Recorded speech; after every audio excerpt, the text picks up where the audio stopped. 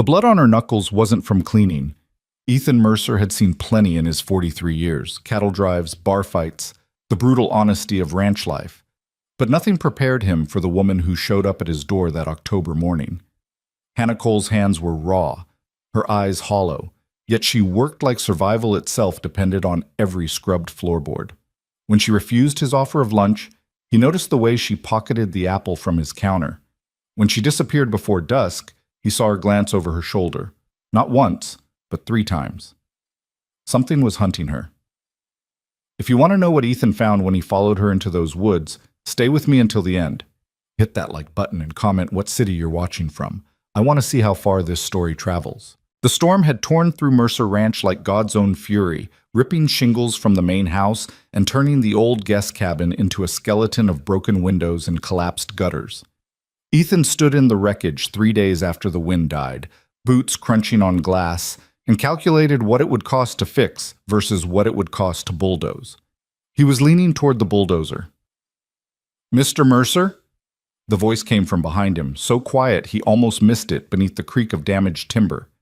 Ethan turned to find a woman standing at the edge of his driveway, one hand clutching the strap of a canvas bag that had seen better decades, the other shading her eyes against the morning sun.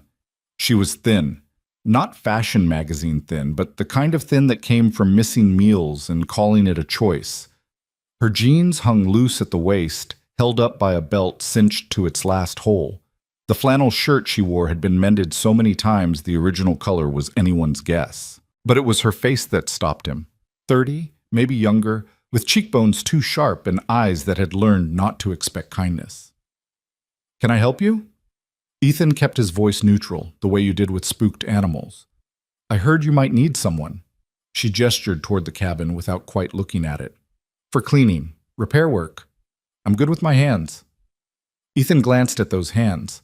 The knuckles were scabbed, the nails broken short.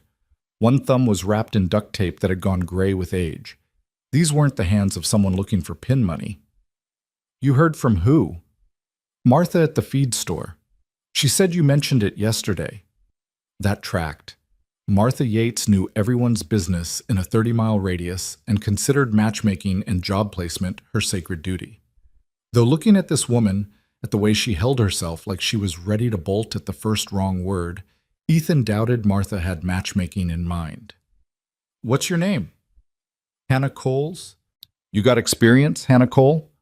"I've cleaned houses, done maintenance work, painted, fixed plumbing."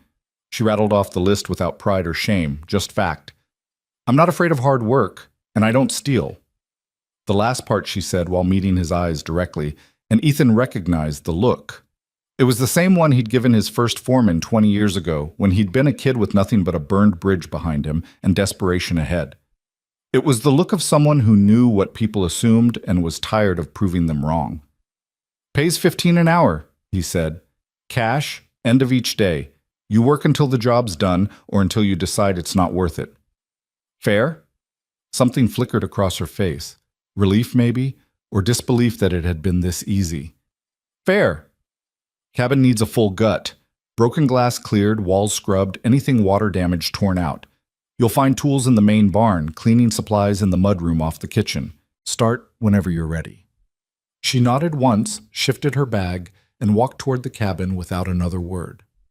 Ethan watched her go, noting the way she moved, quick and economical, like someone used to making herself small. When she reached the cabin's porch, she paused just long enough to test the first step before trusting it with her weight. Smart. He told himself to get back to his own work. The south fence line needed attention, and the cattle weren't going to rotate themselves to fresh pasture. But something kept him there, watching through the barn door as Hannah Cole disappeared into the wreckage of his guest cabin. By noon, he'd found 3 excuses to walk past the cabin.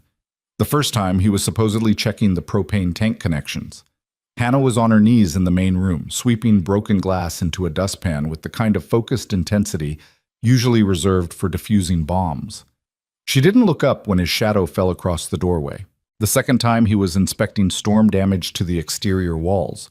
Hannah had moved to the kitchen area, scrubbing black mold from the cabinet interiors with a wire brush and a bucket of solution that smelled like it could strip paint. Her shoulders were set in a hard line, muscles working beneath the thin flannel. When he cleared his throat, she flinched, actually flinched, before turning. "Something you need, Mr. Mercer?" "Just checking your progress. You need anything?" "No, sir." The sir bothered him more than it should have. He was only 10 years older than her, maybe 15. "Ethan's fine." "Yes, sir." He'd left before he said something stupid. The third time, he'd given up pretense entirely and brought her lunch. A sandwich from his own kitchen, thick sliced turkey, lettuce, tomato, the good cheese from the farmer's market, and a thermos of coffee. Hannah was in the bathroom, on her back beneath the sink, wrestling with a corroded pipe joint. He could hear her breathing hard, the clank of metal on metal. "Brought you some food," he called from the doorway. The clanking stopped. A moment later, she slid out, face smudged with rust and old grime. Her eyes went to the sandwich like a starving dog that had learned not to beg. "That's kind, but I'm fine." "When's the last time you ate?" "I had breakfast." It was a lie. He could tell by the way she couldn't quite meet his eyes when she said it, by the way her hand had drifted unconsciously toward her hollow stomach before she caught herself. "Humor me," he said, setting the sandwich on the cleanest section of counter he could find. "You pass out from low blood sugar. That's a workers' comp nightmare I don't need." She stared at the sandwich for 3 heartbeats. 4. Then, moving like she expected it to be snatched away, she picked it up and took a bite. Her eyes closed. Just for a second, but long enough that Ethan had to look away from the naked gratitude there. "Thank you," she said quietly. "Least I can do. You're making better progress than I expected. I'll have the main room cleared by tonight. Kitchen by tomorrow if the plumbing cooperates." "No rush, I've got—" But she was already sliding back under the sink, sandwich clamped between her teeth, conversation over. Ethan took the hint and left, but not before noticing that the apple he'd left on the counter that morning, the one from the fruit bowl in his kitchen, was gone. The sun was dropping toward the mountains when Hannah emerged from the cabin. Ethan was in the barn, supposedly organizing tack, but really he was watching the driveway. She'd worked for 8 straight hours, visible through the cabin windows like a ghost moving through the wreckage, never stopping, never slowing. She walked to the barn with that same quick, nervous energy, shoulders already tensing for dismissal or worse. "Finished for the day?" he asked. "Yes, sir." "Main room's clear, kitchen's next. I'll be back at 7 tomorrow if that suits." Ethan pulled out his wallet, counted out 8 $20 bills, a full day's work at $15 an hour, plus a little extra, and held them out. Hannah's eyes went wide. "That's too much. You worked hard, earned it. We agreed on 15 an hour, and I'm the boss, so I can pay bonuses if I want." He kept his hand extended. "Take it, Hannah." She did finally, fingers trembling slightly as they closed around the bills. She folded them once, twice, and tucked them into her front pocket with the care of someone handling something precious and fragile. "Thank you, Mr. Mercer." "Ethan." "Thank you, Ethan." She turned to go, and that's when he saw it, the glance over her shoulder. Quick, almost furtive, scanning the empty driveway and the tree line beyond like she expected to see something. Someone. "You need a ride somewhere?" The question was out before he'd thought it through. "No, thank you. I've got my own way. It's getting dark. I know these roads." She was already walking, moving faster now, that canvas bag clutched tight. Ethan watched her reach the end of his driveway and turn left onto the county road, heading not toward town but deeper into the rural maze of old logging roads and forgotten properties. He told himself to let it go. She was an employee, nothing more. What she did on her own time was her business. But that look over her shoulder stayed with him through dinner, through his evening routine, through the scotch he poured and didn't drink while sitting on his porch and watching the stars come out over land his family had worked for 3 generations. Something was wrong. The next morning, Hannah arrived at 6:47 a.m., 13 minutes early. Ethan knew because he'd been awake since 5, watching the driveway with his coffee going cold in his hand.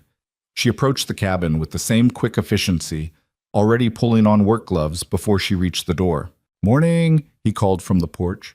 She startled, actually jumped, before recognition smoothed her features into something carefully neutral. "Morning, Mr. Mercer." "Told you to call me Ethan." Right, Ethan. She said it like she was testing a foreign word. I'll get started. Coffee's on in the main house if you want some. I'm fine, thank you. She disappeared into the cabin. Ethan stayed on his porch, ostensibly reading the market reports on his tablet, but mostly tracking her shadow through the windows. She moved like water, flowing from one task to the next without hesitation. By 9 a.m., she'd torn out 3 water-damaged cabinets and hauled them to his burn pile. By 11, she'd scrubbed the kitchen floor on her hands and knees until the ancient linoleum gleamed. At noon, he brought her another sandwich. This time she accepted it without protest, though she only ate half before wrapping the rest in the napkin and tucking it into her bag. Saving it for later? He asked. Something like that. There's more where that came from. I know, but waste is a sin. The words were automatic, like something learned young and repeated often. Ethan recognized the cadence of scripture even if he couldn't place the specific verse. He'd grown up with a grandmother who quoted the Bible like breathing, and a father who'd considered church a good place to be seen by the right people. He'd left both behind when he'd left home at 17 with nothing but anger and ambition. But Hannah wasn't his grandmother, all righteous certainty and judgment, and she wasn't his father, all performance and polish. She was something else entirely, someone who'd learned hard lessons about scarcity and survival and couldn't quite believe in abundance even when it sat in front of her. You religious? The question came out rougher than he'd intended. Hannah's eyes shuddered. I was raised to be. That's not an answer. No, she agreed. It's not. She went back to work before he could push further, and Ethan had enough sense to recognize a closed door when he saw one. The pattern held for 3 days. Hannah arrived early, worked like she was out running something, accepted his lunch offerings with careful gratitude, and left before sunset with that same furtive glance over her shoulder. Each night, Ethan watched her turn left onto the county road, heading into the maze of old properties where the wealthy kept their vacation cabins and the desperate found places to hide. On the 4th day, he followed her. He wasn't proud of it, wasn't sure he could even justify it beyond the growing certainty that Hannah Cole was in trouble and too proud or too scared to ask for help. But when she left at 5:43 p.m., moving faster than usual, shoulders hunched like she was bracing against a cold wind, Ethan gave her a 30-second head start and then climbed into his truck. He kept his distance, hanging back far enough that his headlights wouldn't give him away in the growing dusk. Hannah moved with purpose, following the county road for 2 miles before turning onto a gravel track that wound up into the foothills. Ethan killed his lights and followed by memory and moonlight, the truck's engine a low growl in the quiet. The track deteriorated into something barely wider than a deer path, branches scraping his mirrors. He was starting to think he'd lost her when he saw it, a flicker of light through the trees, warm and yellow against the blue evening. Ethan parked and went the rest of the way on foot. The cabin, if you could call it that, was a disaster. Smaller than his tool shed, with a roof that sagged in the middle and walls that showed daylight through the gaps. A rusted stovepipe jutted from one side, smoke trickling from its opening. The single window was covered with cardboard and duct tape. And on the porch, silhouetted against that warm yellow light, were children. 4 of them. The oldest couldn't have been more than 8. A girl with Hannah's sharp cheekbones and careful eyes, holding a baby on her hip. 2 boys, maybe 5 and 6, wrestled in the dirt yard with the kind of rough play that spoke of too much energy and too little space. The baby, couldn't have been more than a year old, reached for Hannah as she climbed the porch steps, and the sound the child made, pure joy, pure recognition, hit Ethan like a physical blow. Mama! The older girl's voice carried in the still air, high and bright, and so achingly young that Ethan had to brace himself against a tree trunk. Hi, baby. Hannah's voice was different now, softer, warmer, alive in a way it never was at the ranch. She took the baby, pressed her face into the child's neck, and for a moment just stood there, breathing. We made dinner, the older girl announced. Beans and rice, just like you showed me. You're such a good helper, Sarah. Tommy tried to eat it before it was ready. Did not. One of the boys, Tommy, presumably, stopped wrestling long enough to protest. Sam's a liar. Language, Hannah said, but there was no heat in it, just tired affection. Come on, Let's get inside before the cold sets in. They flowed into the cabin like a school of fish, all movement and noise and life. The door closed behind them, leaving Ethan alone in the darkening woods with a truth that rearranged everything he thought he knew about Hannah Cole. She wasn't running from something. She was running to something, to for someone's who needed her more than air. He moved closer, quiet as he could, until he could see through the gaps in the cardboard window covering. The interior was barely better than the exterior. One room, maybe 12 by 12, with a wood stove in the corner and sleeping bags piled against the walls. A camping lantern provided the only light, its battery-powered glow washing everything in harsh white. But the children didn't seem to notice the poverty. They swarmed Hannah like puppies, all talking at once, showing her drawings and telling her stories about their day. She listened to each one, gave each child her full attention, even as she moved through the tiny space with practiced efficiency, stoking the fire, checking the pot of beans, pulling something from her bag, the other half of the sandwich. She tore it into 4 pieces and distributed them with the solemnity of a communion ritual. The children devoured them, and Ethan realized with a sick certainty that this was probably the only protein they'd see today. "Mama, I'm still hungry," the smallest boy said, voice wobbling. "I know, sweetheart. We'll have beans in just a minute, lots of beans. But I want meat, like at school."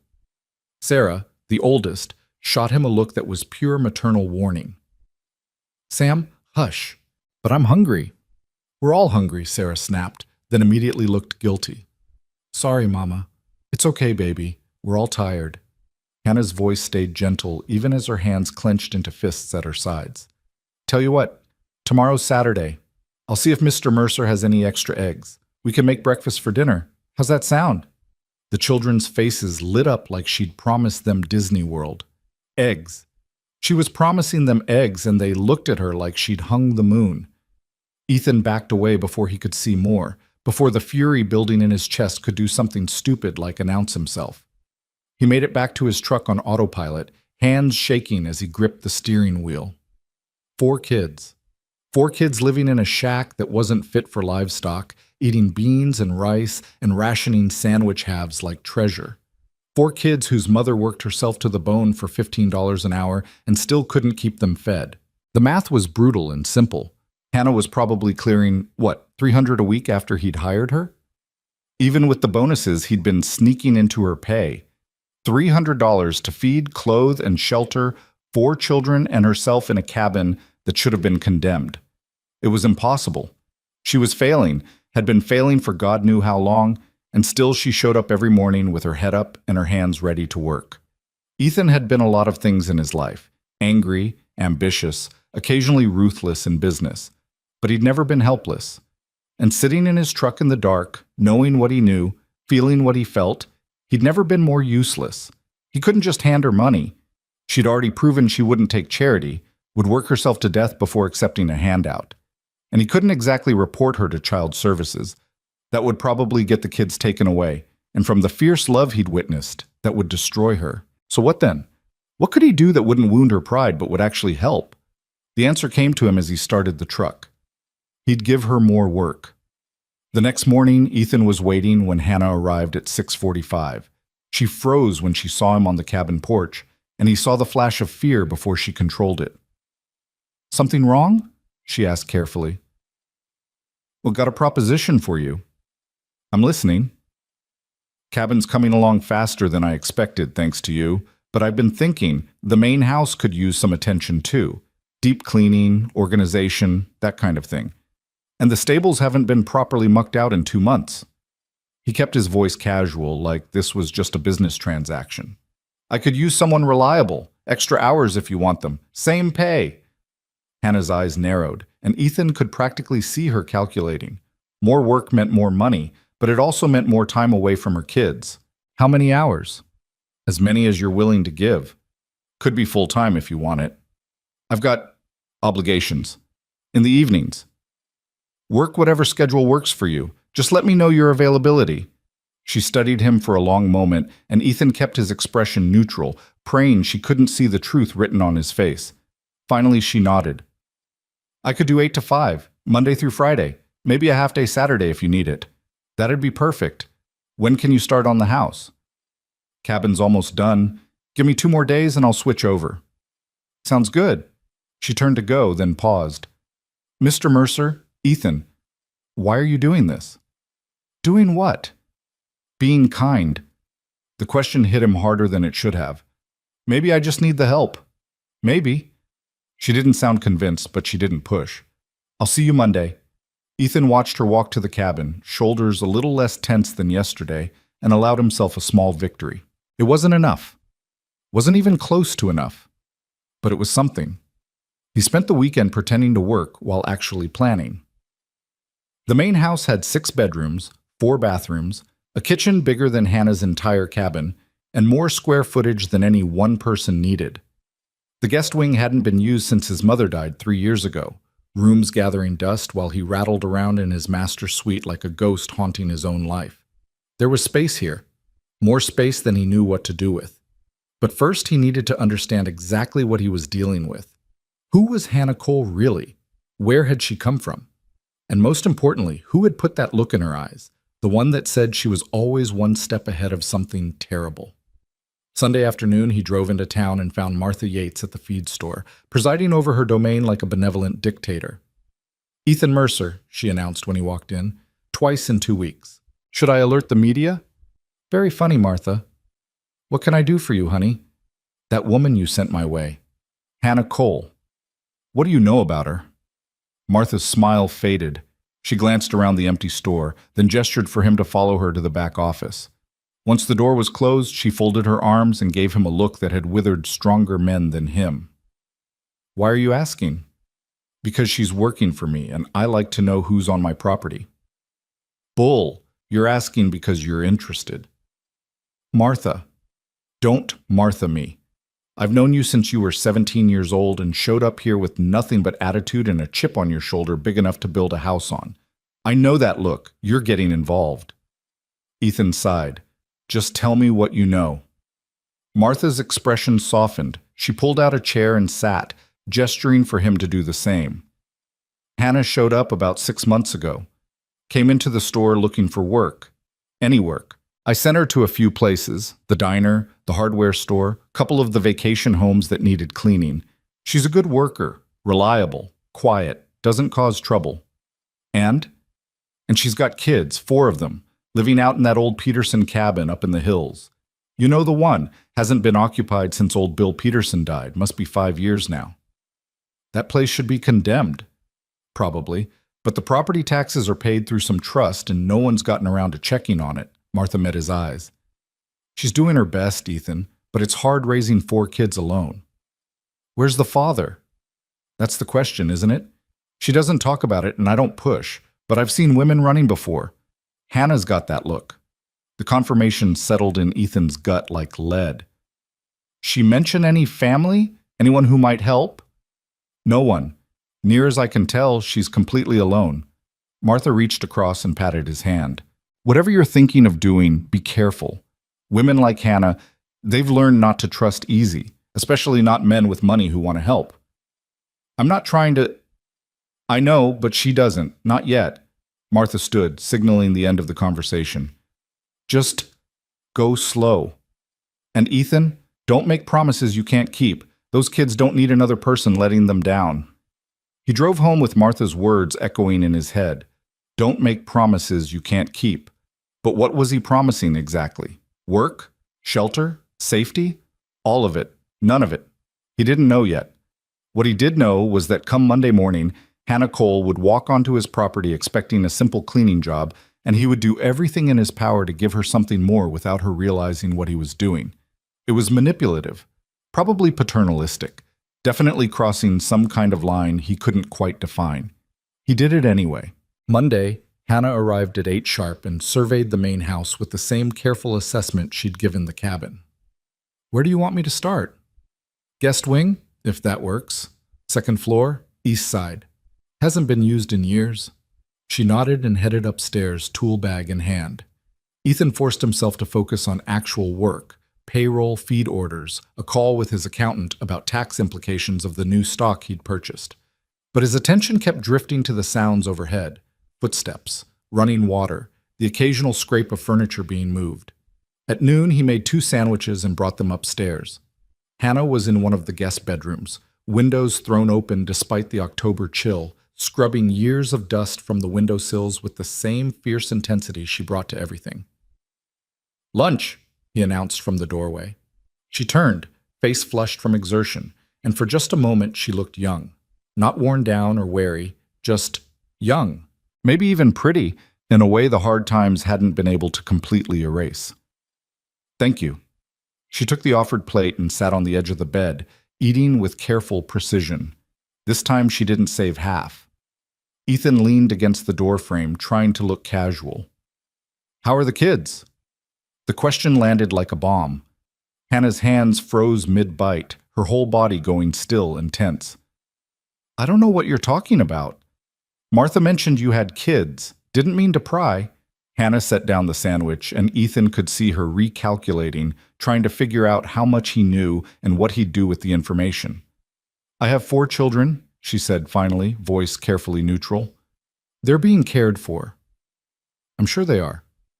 "Is that going to be a problem for the job?" "Why would it be?" "Some employers don't like complications." "Hannah, I don't care if you have 4 kids or 14.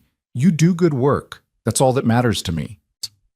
She searched his face for the lie, the trap, the hidden cost.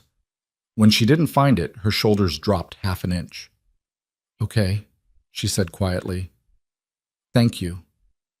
They ate in silence for a while, the October sunlight streaming through the clean windows and turning the dust motes into tiny galaxies.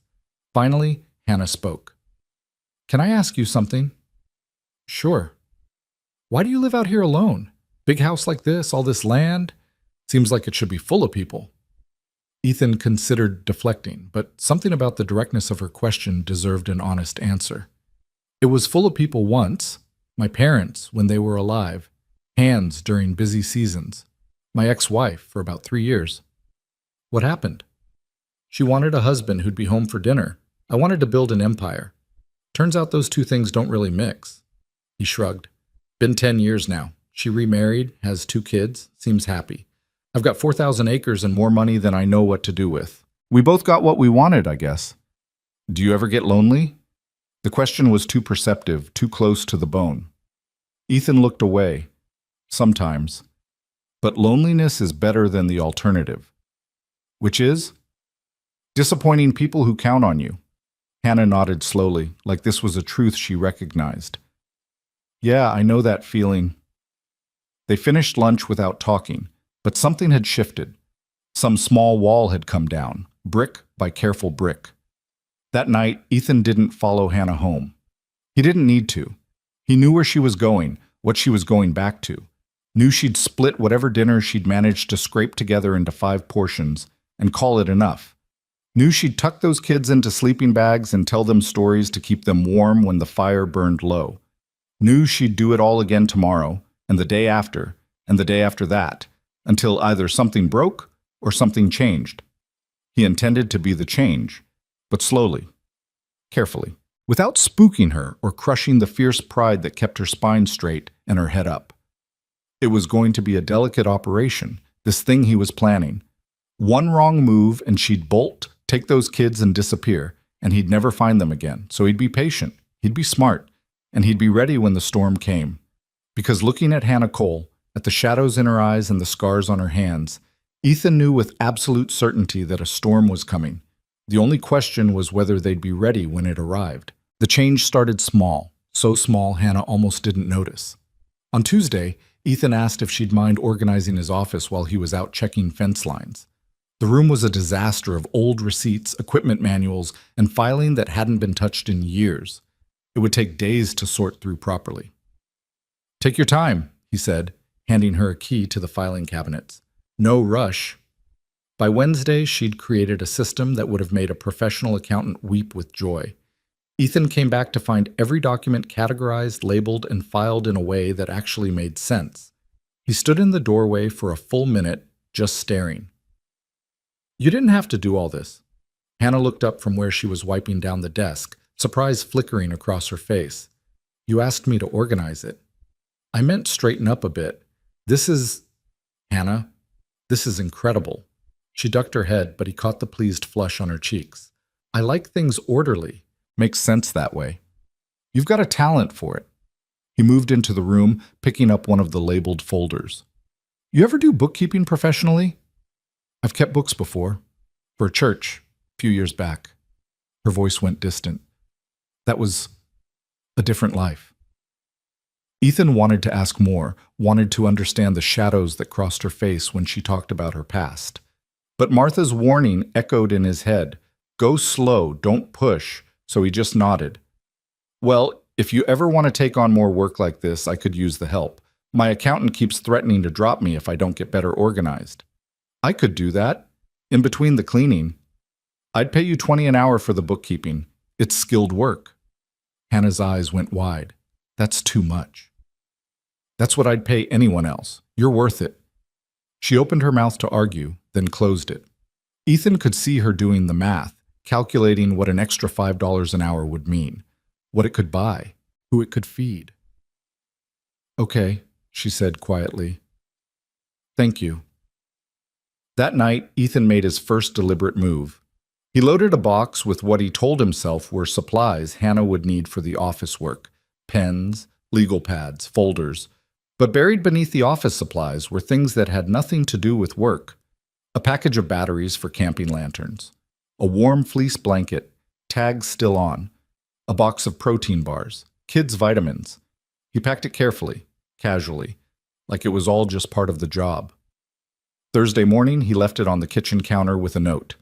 Supplies for the office. Take whatever you need. E. He watched from the barn as Hannah found it, saw her pull out the pens and folders, nodding to herself. Then she found the blanket. Her hand stilled. She lifted it slowly, running her fingers over the soft fabric, and Ethan saw her shoulders start to shake. She was crying, silently, barely moving, but crying nonetheless. Ethan turned away, giving her the privacy she deserved.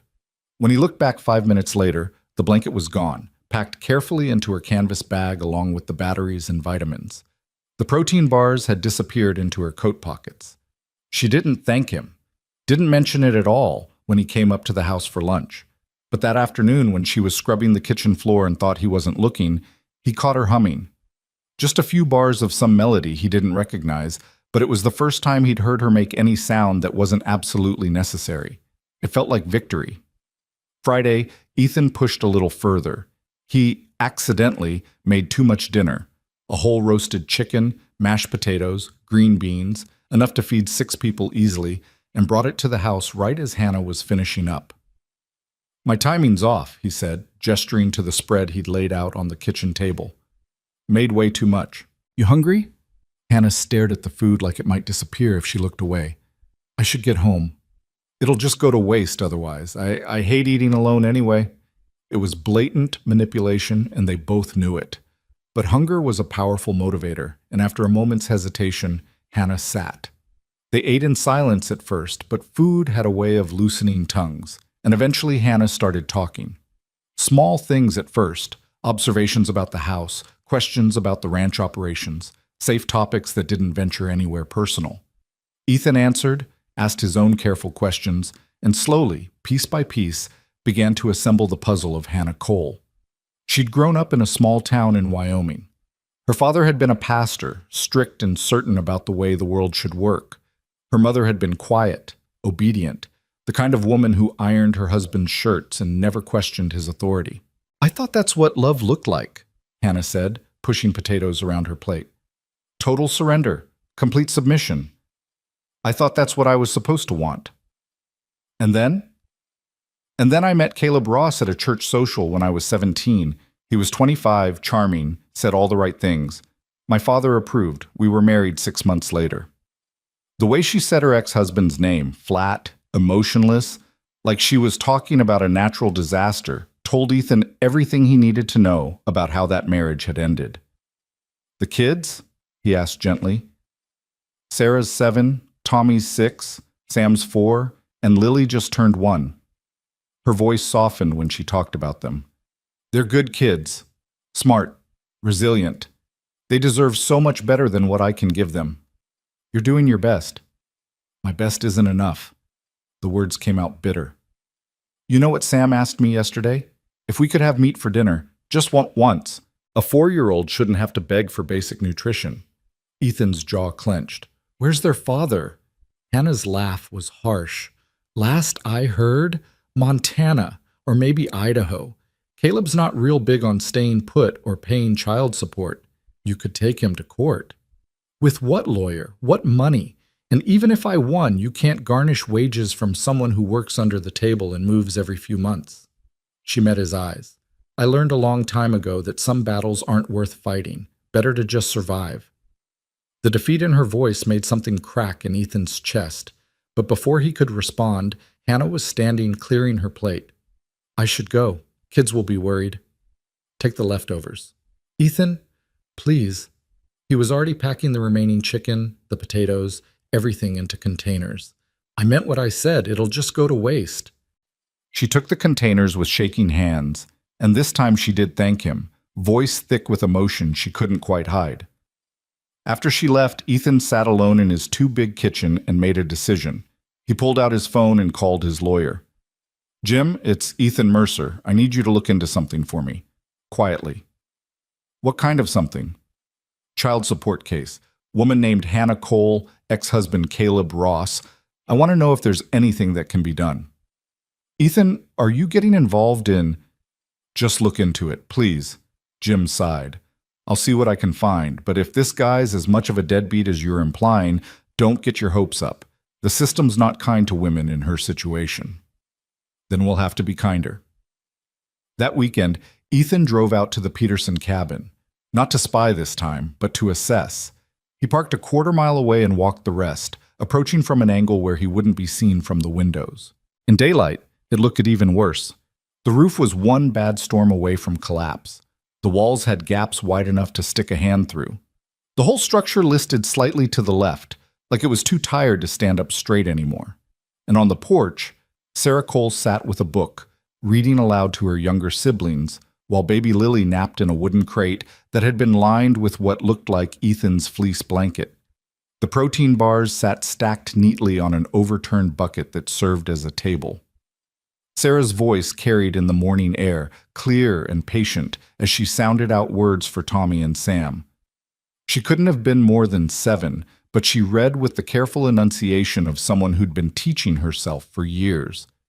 Ethan stayed hidden, watching this tiny kingdom of resilience, and felt his resolve harden into something unbreakable. These kids deserved better. Hannah deserved better. And he had the means to provide it. The question was how to do it without destroying Hannah's pride in the process. Monday morning, he had a plan. Hannah, I need to talk to you about something. She looked up from the bathroom she'd been scrubbing, instantly wary. If this is about Friday, it's about the guest wing. I've been thinking. He'd rehearsed this, made it sound casual. I'm going to start hosting clients here. Business dinners, that kind of thing. Need to make the right impression.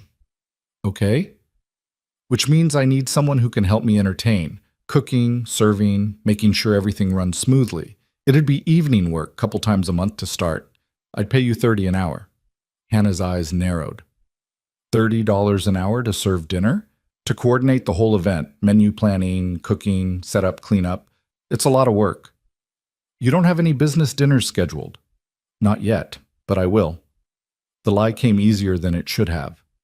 Building a ranch this size requires partnerships. Time I started acting like a professional instead of a hermit. She studied him for a long moment, and Ethan forced himself not to fidget under that sharp gaze. Finally, she nodded. If you're serious, I can do that, but I'd need notice, and I'd need to arrange care for my kids. What if you didn't? Didn't what? Need to arrange care. What if you just brought them here? Hannah went very still. I'm not bringing my children to your home, Mr. Mercer. It's Ethan, and why not? I've got 6 bedrooms sitting empty. They could do homework, watch TV, play in the yard while you work. Hell, I've got a whole library they could raid. He kept his voice reasonable, like this was the most logical thing in the world. Seems easier than finding a sitter. That's not appropriate. Why not?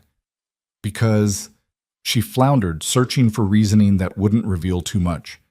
Because they're my responsibility, and this is a workplace. Hannah, Ethan gentled his voice. I know where you live. The color drained from her face. You followed me. I was worried. You're raising 4 kids in a cabin that should be condemned. I'm offering you a chance to bring them somewhere warm and safe while you work. That's not charity. That's logistics. You had no right. You're right, I didn't. I'm sorry. And he was, sort of. Sorry for invading her privacy, but not sorry for what he'd learned. But now that I know, I can't unknow it. And I can't stand by and watch you kill yourself trying to keep those kids fed and warm when I have resources that could help. Hannah's hands had balled into fists. I don't need your pity. Good, because I'm not offering it. I'm offering you work, real work, at fair wages. If your kids happen to be here while you're working, that's just practical. He held her gaze. I'm not trying to take anything from you. I'm trying to give you options. She turned away, shoulders rigid. For a long moment, the only sound was water dripping from the brush she'd dropped in the sink. When she spoke, her voice was barely above a whisper. Why do you care? Because someone should. That's not an answer. Ethan considered his words carefully. My father was a mean drunk who thought affection was weakness. My mother was scared of her own shadow. I left home at 17 because staying would have killed me, one way or another. I know what it's like to be alone, to feel like the world's just waiting for you to fail. He paused. I also know what it's like when someone gives you a chance. One person who believes you're worth investing in. That's the difference between surviving and actually living. Hannah turned back slowly. Her eyes were bright with unshed tears. And you think you're that person? For me? I think I could be, if you let me. The silence stretched between them, heavy with possibility and fear and a desperate kind of hope neither of them wanted to name. One dinner, Hannah said finally. Trial run. If it doesn't work, we forget this conversation ever happened. Deal. They shook on it, and Ethan felt like he'd just won something more important than any business deal he'd ever closed. The first business dinner was scheduled for the following Saturday. Ethan invited his accountant and the man's wife, people he actually knew and who wouldn't question the sudden formality. He told Hannah to plan for 6, the guests, himself and her. I'm not sitting down to dinner with your guests. Why not? You'll have done all the work. Least you can do is enjoy it. Ethan, bring the kids, let them eat in the kitchen if that makes you more comfortable, but you're eating too. She'd argued, but eventually conceded. Saturday afternoon, Ethan heard the crunch of gravel and looked out to see Hannah's ancient sedan. He hadn't even known she had a car, crawling up his driveway. It was held together by rust and prayer, the passenger door a different color than the rest of the body. 4 car seats were crammed into the back. The children tumbled out like puppies released from a cage, eyes wide as they took in the ranch. Sarah held Lily on her hip, protective and watchful. Tommy and Sam stuck close to Hannah, overwhelmed by the sheer size of everything. Kids, this is Mr. Mercer. Remember your manners. Hi, Mr. Mercer, they chorused, voices small. Just Ethan's fine. And you must be Sarah. He offered his hand to the oldest, treating her with the same respect he'd give an adult. She shook it carefully, clearly unused to being taken seriously. Yes, sir. This is Lily, and that's Tommy and Sam. Nice to meet you all. Your mom's going to be working in the kitchen for a bit. How would you feel about exploring? 4 pairs of eyes looked to Hannah for permission. She hesitated, then nodded. Stay together. Don't touch anything without asking. And listen to Ethan. The boys took off immediately, heading for the barn with the single-minded focus of children who'd been cooped up too long. Sarah followed at a more sedate pace, still carrying Lily, still watchful. Hannah stood in his driveway, wringing her hands. I'm sorry, they're not usually so wild. They're fine. They're kids. Let them run. He gestured toward the house. Come on, I'll show you the kitchen. She followed him inside, and he watched her take in the space. The commercial-grade stove, the double ovens, the walk-in pantry stocked with everything she could possibly need. Her fingers trailed over the marble countertop like it was something precious. This is beautiful. It's functional. My mother liked to cook. She had it redone the year before she died. He pulled out the menu they'd planned together. So, you're in charge. Tell me what you need. For the next 3 hours, Ethan watched Hannah transform. In her own element, confident in her skills, she moved through his kitchen like a dancer. She prepared herb-crusted lamb, roasted vegetables, a salad with homemade vinaigrette, fresh bread baked in the oven, filling the house with warmth and yeast and promise. Every so often, one of the kids would appear in the doorway with a question or a discovery. Sarah found a book in the library and wanted permission to read it. Tommy found a basketball and wanted to know if he could use it. Sam discovered the piano in the living room and was desperate to touch the keys. Hannah answered each interruption with patience, but Ethan could see the strain building. She was trying to work and parent simultaneously, and it was pulling her in too many directions. "Sarah Ishi," he called to the oldest girl, "how would you feel about being in charge of your brothers for a bit? There's a TV in the den, and I've got some movies. You could set them up, make sure they don't destroy anything." Sarah straightened, taking the responsibility seriously. "I can do that." "I know you can. You're good at taking care of them." Something in her young face eased, like she'd been waiting her whole life for someone to notice. "Thank you, sir." After the kids were settled, the kitchen grew quiet. Hannah worked, and Ethan pretended to review paperwork at the kitchen table while actually just watching her. She hummed while she cooked, that same melody from before, and slowly the tension in her shoulders unwound. "Can I ask you something?" she said after a while. "Sure." "Is there really a business dinner tonight?" Ethan looked up from his papers. For a moment he considered lying. Then he decided she deserved the truth. "Yes and no. Jim and his wife are coming. They're real people. But I didn't invite them to talk business. I invited them because I thought you needed a practice run before I start booking actual client dinners." Hannah's hands stilled over the salad she was tossing. "So this whole thing is just an excuse to feed my kids? This whole thing is me giving you a job you're qualified for at wages you've earned. If your kids happen to benefit, that's not charity. That's just logistics." She turned to face him fully. "You're not as smooth as you think you are." "Never claimed to be smooth." "You're manipulative." "Probably. And you've got some kind of savior complex." "Maybe." He stood, closing the distance between them. "But I'm also right. You're good at this. You should be getting paid for it, and those kids deserve to eat more than beans and rice." Hannah's jaw worked, emotions playing across her face too fast to name. Finally, she said, "I don't know whether to thank you or slap you. How about you finish dinner, and we'll see how you feel after?" The ghost of a smile crossed her face. "Deal." Dinner was perfect. Jim and his wife, Margaret, arrived right on time, charmed by Hannah's cooking and warmth. The conversation flowed easily, helped by wine and good food and the comfortable atmosphere Hannah had created. In the kitchen, the kids ate like royalty. Ethan had set them up at the breakfast table with their own portions of everything: lamb, vegetables, bread with real butter. He watched Sam's eyes go wide at the first bite of meat. Watched Tommy eat so fast Hannah had to remind him to breathe. Watched Sarah carefully cut Lily's food into tiny pieces while sneaking extra bites for herself. They were still hungry when they finished. Ethan saw Sarah eyeing the remaining bread with longing she tried to hide. "Sarah," he said quietly, "there's ice cream in the freezer. Chocolate and vanilla. Would you and your brothers like some?" Her face lit up like Christmas morning. "Really? Really? Help yourself." Later, after Jim and Margaret had left with promises to return, after the kids had fallen asleep in the den in a pile of blankets and contentment, Hannah found Ethan on the porch. "Thank you," she said simply. "For what?" "For tonight. For all of it."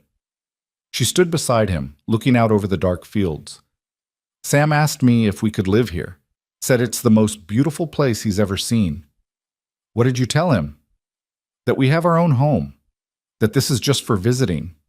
Ethan wanted to argue, wanted to tell her that this could be their home if she'd just let it. But he held his tongue. This was her decision to make, her pace to set. "You're welcome here," he said instead. "Any time, for work or otherwise." Hannah was quiet for a long moment. Then, so softly he almost missed it, she said, "I know." She gathered her sleeping children, loaded them into a rust bucket car, and drove away into the darkness. Ethan watched her taillights disappear and felt the emptiness of his house settle around him like a familiar weight. But something had shifted. Some door had cracked open. The following week, Hannah brought the kids every afternoon after school. She didn't ask permission, just showed up with them in tow and set them up in the library or den while she worked. They did homework at his dining room table, read books from his shelves, played in his yard under Sarah's watchful eye. Ethan found himself adjusting his schedule around them. He'd come in from the fields at 3:30 to find Sam practicing piano scales, or Tommy building elaborate structures out of old ranch equipment manuals, or Sarah reading to Lily in voices that made the baby giggle. He started keeping snacks in the pantry, juice boxes, graham crackers, the good peanut butter. Things appeared and disappeared and no one mentioned it. Hannah noticed, of course, but she'd stopped fighting it. She'd learned to say thank you and move on, accepting help with a grace that spoke of exhaustion and gratitude in equal measure. 2 weeks into the new arrangement, Ethan came home to find Hannah in his kitchen, crying. Not the silent tears he'd seen before. This was ugly crying, the kind that came from somewhere deep and broken. She had her phone clutched in one hand, the other pressed against her mouth like she could physically hold in the sobs. "Hannah?" He crossed to her immediately. "What happened?" She showed him the phone. A text message from a number she hadn't saved. "Found you. I'm coming for what's mine." It was signed with just a name, Caleb. And just like that, the storm Ethan had been waiting for announced its arrival. Ethan's blood ran cold as he read the message again. The words were simple, but the threat behind them was unmistakable. "When did you get this?" His voice came out harder than he intended. Hannah wiped at her face with shaking hands. 20 minutes ago, I've been trying to figure out what to do." "You call the police. That's what you do. And tell them what? That my ex-husband sent me a text message?" Her laugh was brittle. "They'll say it's a civil matter, that unless he actually does something, there's nothing they can do." "He's threatening you. He's saying he wants to see his kids. That's not illegal, Ethan. We were never officially divorced. I just left." She pressed her palms against her eyes. "I thought I'd covered my tracks. Thought I'd finally gotten far enough away that he wouldn't find me." "How did he find you?" "I don't know. Maybe someone from back home saw me. Maybe he's been looking this whole time." Her voice cracked. "It doesn't matter how. He found us. And now he's coming." Ethan's mind raced through options, discarding them as fast as they appeared. Restraining order, too slow. And Hannah said they weren't divorced. Police protection, not without a concrete threat. Running. Where would she go with 4 kids and no money? "Stay here," he said.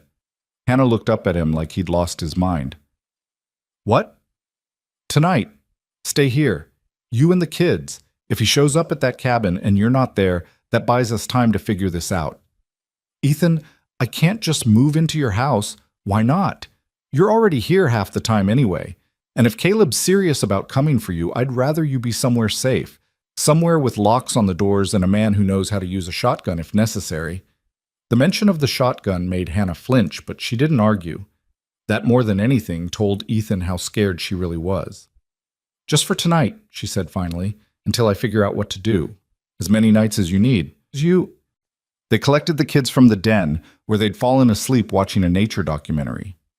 Sarah woke when Hannah touched her shoulder, instantly alert in the way of children who'd learned to sleep light. "Mama, what's wrong?" "Nothing, baby. We're just going to stay here tonight. Mr. Mercer has extra rooms." Sarah's eyes found Ethan's, sharp and assessing despite her age. She knew something was wrong. Kids always knew. "Is he coming?" she asked quietly. Hannah's face went pale. "Sarah, I'm not stupid, Mama. Is Daddy coming?" The silence that followed was answer enough. Tommy and Sam stirred at the word Daddy, their small faces shuddering with an instinctive fear that made Ethan's hands curl into fists. "I don't know," Hannah said, voice breaking, "but we're safe here. Ethan's going to make sure we're safe." It was a promise Ethan hadn't explicitly made, but he made it now with a single nod. Sarah held his gaze for a long moment, then nodded back. Some understanding passed between them, an alliance formed in the space where words weren't needed. He set them up in the guest wing.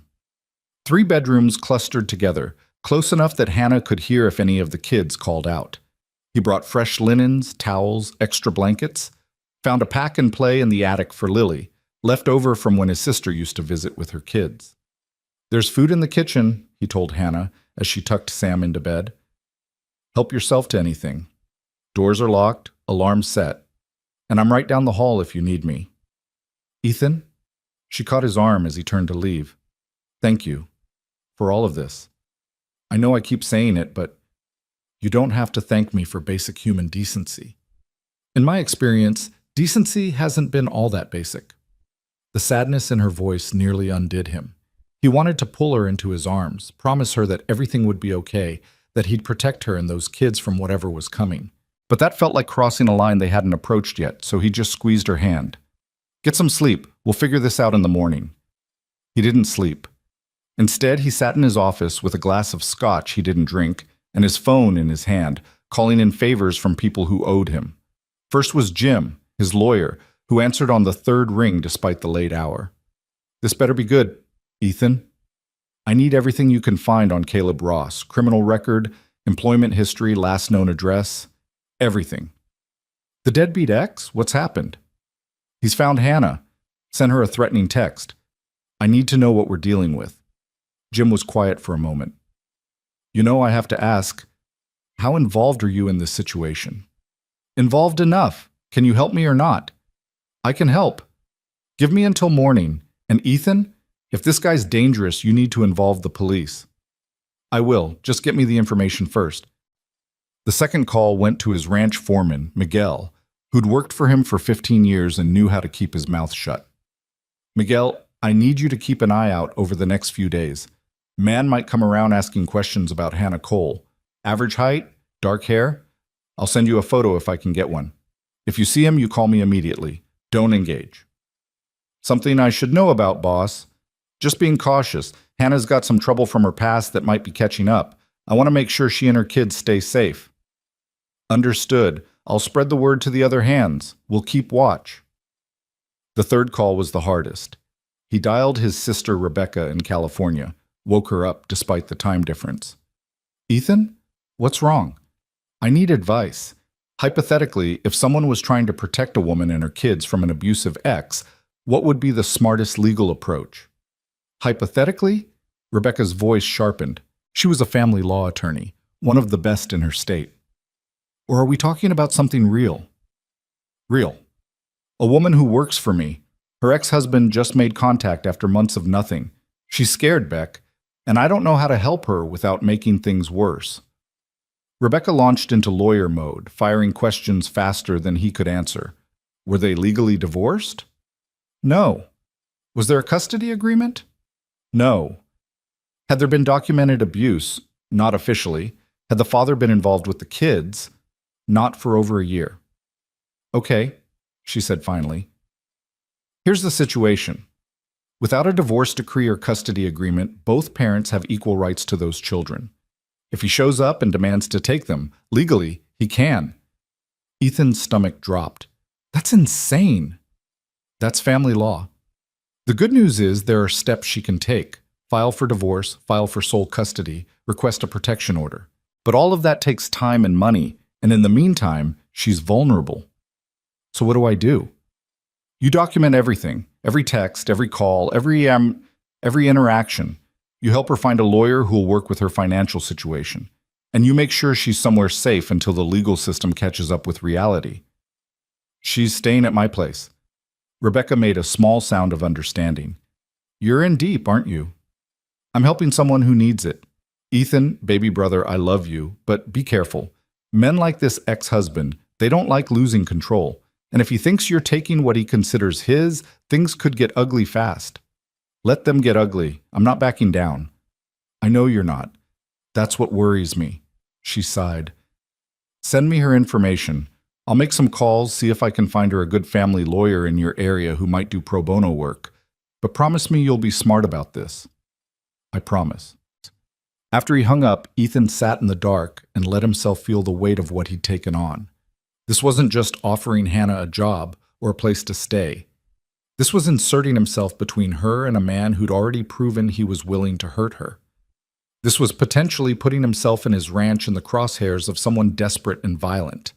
He should have been scared, should have been second-guessing every decision that led him to this point. Instead, he felt calm, certain, ready. Down the hall, he heard footsteps, light, careful, trying not to wake anyone. He found Hannah in the kitchen, staring out the window into the darkness. "Couldn't sleep?" he asked quietly. She jumped, hand flying to her chest. "You scared me." "Sorry. Want some company?" She nodded, and they stood together in the quiet kitchen, two people on the edge of something neither of them fully understood yet. "I keep waiting for him to appear," Hannah said finally. "Every shadow, every sound. I know it's irrational. He can't have gotten here that fast, but I can't shake the feeling that he's already out there, watching. He's not. And even if he was, he'd have to go through me to get to you. That's what I'm afraid of." She turned to face him. "You don't know Caleb. Don't know what he's capable of when he's angry. Tell me." Hannah wrapped her arms around herself. "It started small. Criticism, control. He decided what I wore, who I talked to, where I went. Said it was because he loved me, because he wanted to protect me from a sinful world." Her voice went flat, reciting facts. "Then it got worse, yelling, throwing things, holes in walls. He never hit me where it would show. Always the stomach, the ribs, places I could cover up." Ethan's jaw clenched so hard his teeth ached, but he stayed silent, letting her talk. "I stayed because I thought I had to, because my father said divorce was a sin, because Caleb said no one else would want a woman with 4 kids, because I was scared." She met Ethan's eyes. "And then one day, he grabbed Sarah. She was 5, had talked back to him about something small. He grabbed her arm hard enough to bruise, and I saw my whole future in that moment. Saw my daughter learning to accept violence as love. Saw my sons learning that this was how men treated women. So you left." "So I left. Took the kids in the middle of the night while he was passed out drunk. Drove until the car almost died, found that cabin, and started over." Her hands were shaking. "I've spent every day since then looking over my shoulder, waiting for this moment. And now it's here." Ethan moved closer, slowly, giving her space to retreat if she needed it. "He's not taking you back. Not taking the kids. I don't care what the law says. I've got resources, connections, money. We'll fight this properly." "Why?" The question came out anguished. "Why do you care so much? You barely know me." "I know enough. Know you're a good mother. Know you work harder than anyone I've ever met. Know those kids adore you and you die before you let anything happen to them." He paused. "And I know what it's like to feel alone. To think the world's against you and there's no point in asking for help because no one's coming." "And you think you're coming? For me?" "I'm already here." Hannah stared at him for a long moment, something shifting in her expression. Then, moving like she was afraid he'd vanish if she moved too fast, she stepped forward and pressed her face against his chest. Her shoulders shook with silent sobs, and Ethan wrapped his arms around her, holding her while she cried out months of fear and exhaustion. They stood like that until the sky started to lighten, neither one willing to break the moment. Finally, Hannah pulled back, wiping at her face. "I should check on the kids. Hannah, thank you for listening, for everything." She managed a watery smile. "I'm glad I don't have to do this alone anymore." Morning came with Jim's call. Ethan answered on the first ring, stepping out onto the porch so he wouldn't wake anyone. "What did you find?" "Caleb Ross, age 33, 2 arrests for assault, 1 conviction that got pleaded down to disturbing the peace, multiple complaints from former employers about erratic behavior, currently wanted in Montana for failure to pay child support." "Wanted as in there's a warrant?"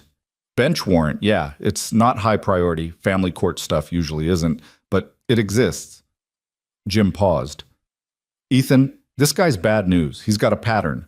Gets work, gets fired, moves on, leaves destruction in his wake. If he's decided he wants those kids back, it's not because he loves them." "Then why?" "Could be a dozen reasons. Control?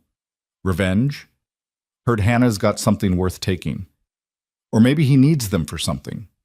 Welfare benefits, tax purposes, who knows? Point is, whatever his motivation, it's not about being a father." Ethan's hands tightened on the porch railing. "What are our options?" "Hannah needs to file for divorce immediately and request emergency custody. With his criminal record and the warrant, we've got a decent shot at getting her temporary sole custody while the divorce proceeds. But she needs to do it fast before he can file anything himself." "Can we do it today?" I can have the paperwork ready by noon, but Ethan, she needs to be the one to sign it. This has to be her choice. I know, I'll talk to her. He found Hannah in the kitchen making breakfast for the kids. Sarah was helping, cracking eggs into a bowl with careful concentration, while Tommy set the table and Sam entertained Lily. It was so domestic, so normal, that for a moment Ethan could almost forget the storm gathering on the horizon. Hannah, can we talk? In private?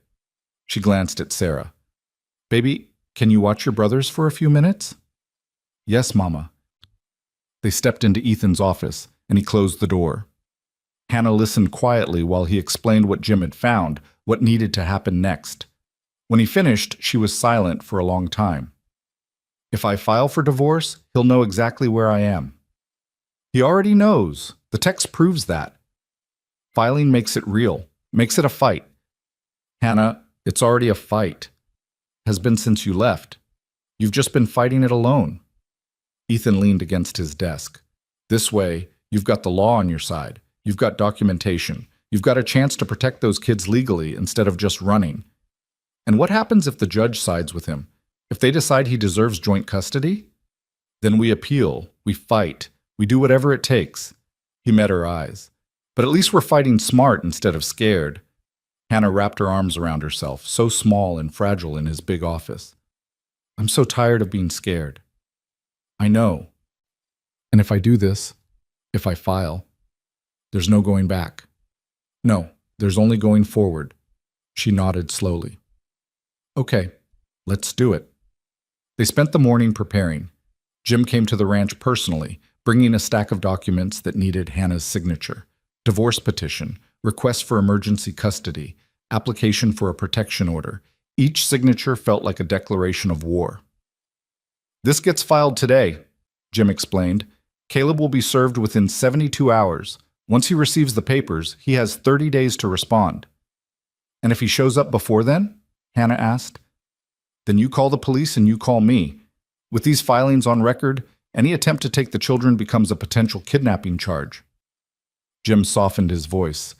You're doing the right thing, Hannah. She didn't look convinced, but she signed the last document and handed it back. After Jim left, the house fell into an uneasy quiet. The kids sensed the tension, going subdued and clingy. Hannah tried to maintain normalcy, but Ethan could see the way her hands shook when she thought no one was looking, the way she startled at every sound. He wanted to promise her everything would be okay, but he'd never believed in empty promises. So instead he stayed close, a solid presence in the background while Hannah tried to hold herself together. The call came 2 days later. Ethan was in the barn when his phone rang, an unknown number that he answered anyway. Mercer. This the guy who's been fucking my wife? The voice was rough, aggressive, everything Ethan had expected and worse. He forced himself to stay calm. This is Ethan Mercer. Who's this? You know who this is. Where's Hannah? If you're Caleb Ross, then you should know that Hannah has filed for divorce and sole custody. Any communication needs to go through her lawyer. I don't give a damn about lawyers. I want to see my kids. That's not my decision to make. The hell it isn't. You're the one keeping them from me. You think I don't know what's going on? Think I don't know you've been sniffing around my family? Ethan's temper flared. Your family. You abandoned them, left them to starve while you ran off to Montana. Who the hell do you think you are? Some rich asshole who thinks he can buy whatever he wants? Caleb's voice rose. Those are my kids, my wife, and I'm coming to get what's mine. They're not property, Caleb. They're people, and they don't want anything to do with you. Then I'll make them want it. I've got rights. The law says those kids are half mine. The law also says you owe thousands in child support. There's a warrant out for you in Montana. You really want to push this? The silence on the other end was dangerous. When Caleb spoke again, his voice was low and controlled in a way that was somehow worse than the yelling. You don't know who you're messing with, Mercer. You think your money protects you, your big ranch? I've taken down bigger men than you, and when I'm done, you're going to wish you'd never heard the name Hannah Cole. The line went dead. Ethan immediately called Jim, then the sheriff's office, reporting the threat. But he knew, deep in his gut, that documentation wouldn't be enough. Caleb Ross was coming, and when he arrived, words on paper wouldn't stop him. He found Hannah in the kitchen, teaching Sarah how to make bread. The domesticity of the scene, flour on their noses, Lily banging a wooden spoon on the floor, the smell of yeast and warmth made what he had to tell her even harder. "Hannah," Caleb called. Her hands froze mid-need. "What did he say?" Ethan told her, editing out the worst of the threats but keeping enough that she'd understand the danger. Sarah listened from her position at the counter, face carefully blank in that way that meant she was absorbing every word. "He's going to come here," Hannah said. Hannah, it wasn't a question. "Probably." "When?" "I don't know, but we'll be ready." That night, Ethan taught Hannah how to use the shotgun he kept in his office. She was a surprisingly good shot, steady-handed and focused once she got over her initial fear of the weapon. "I never thought I'd be the kind of person who needed to know this," she said, lowering the gun after hitting 3 clay pigeons in a row. "You're the kind of person who does whatever it takes to protect her kids. If that means learning to shoot, then you learn to shoot." They practiced until dark, until Hannah could load, aim, and fire without hesitation. It wasn't much, but it was something. A small piece of control in a situation where she'd had none. Caleb showed up 3 days later. Ethan was in the south pasture when Miguel called, voice tight with tension. "Boss, we got a problem. There's a guy at the main gate demanding to see Hannah. Says he's her husband. He's drunk, aggressive, and he's got a tire iron. Keep him at the gate. I'm on my way. And Miguel, call the sheriff." Ethan drove faster than he should have, truck kicking up dust on the ranch roads. He called Hannah as he drove. "Lock the doors, take the kids to the master bedroom. It's got a reinforced door and its own phone line. Do not come out until I tell you it's safe." "Ethan, please, Hannah, trust me." He heard her gathering the kids, her voice calm even as she hurried them along. "Okay, we're moving now. Be careful." "Always am." The lie tasted bitter. Caleb Ross was exactly what Ethan expected.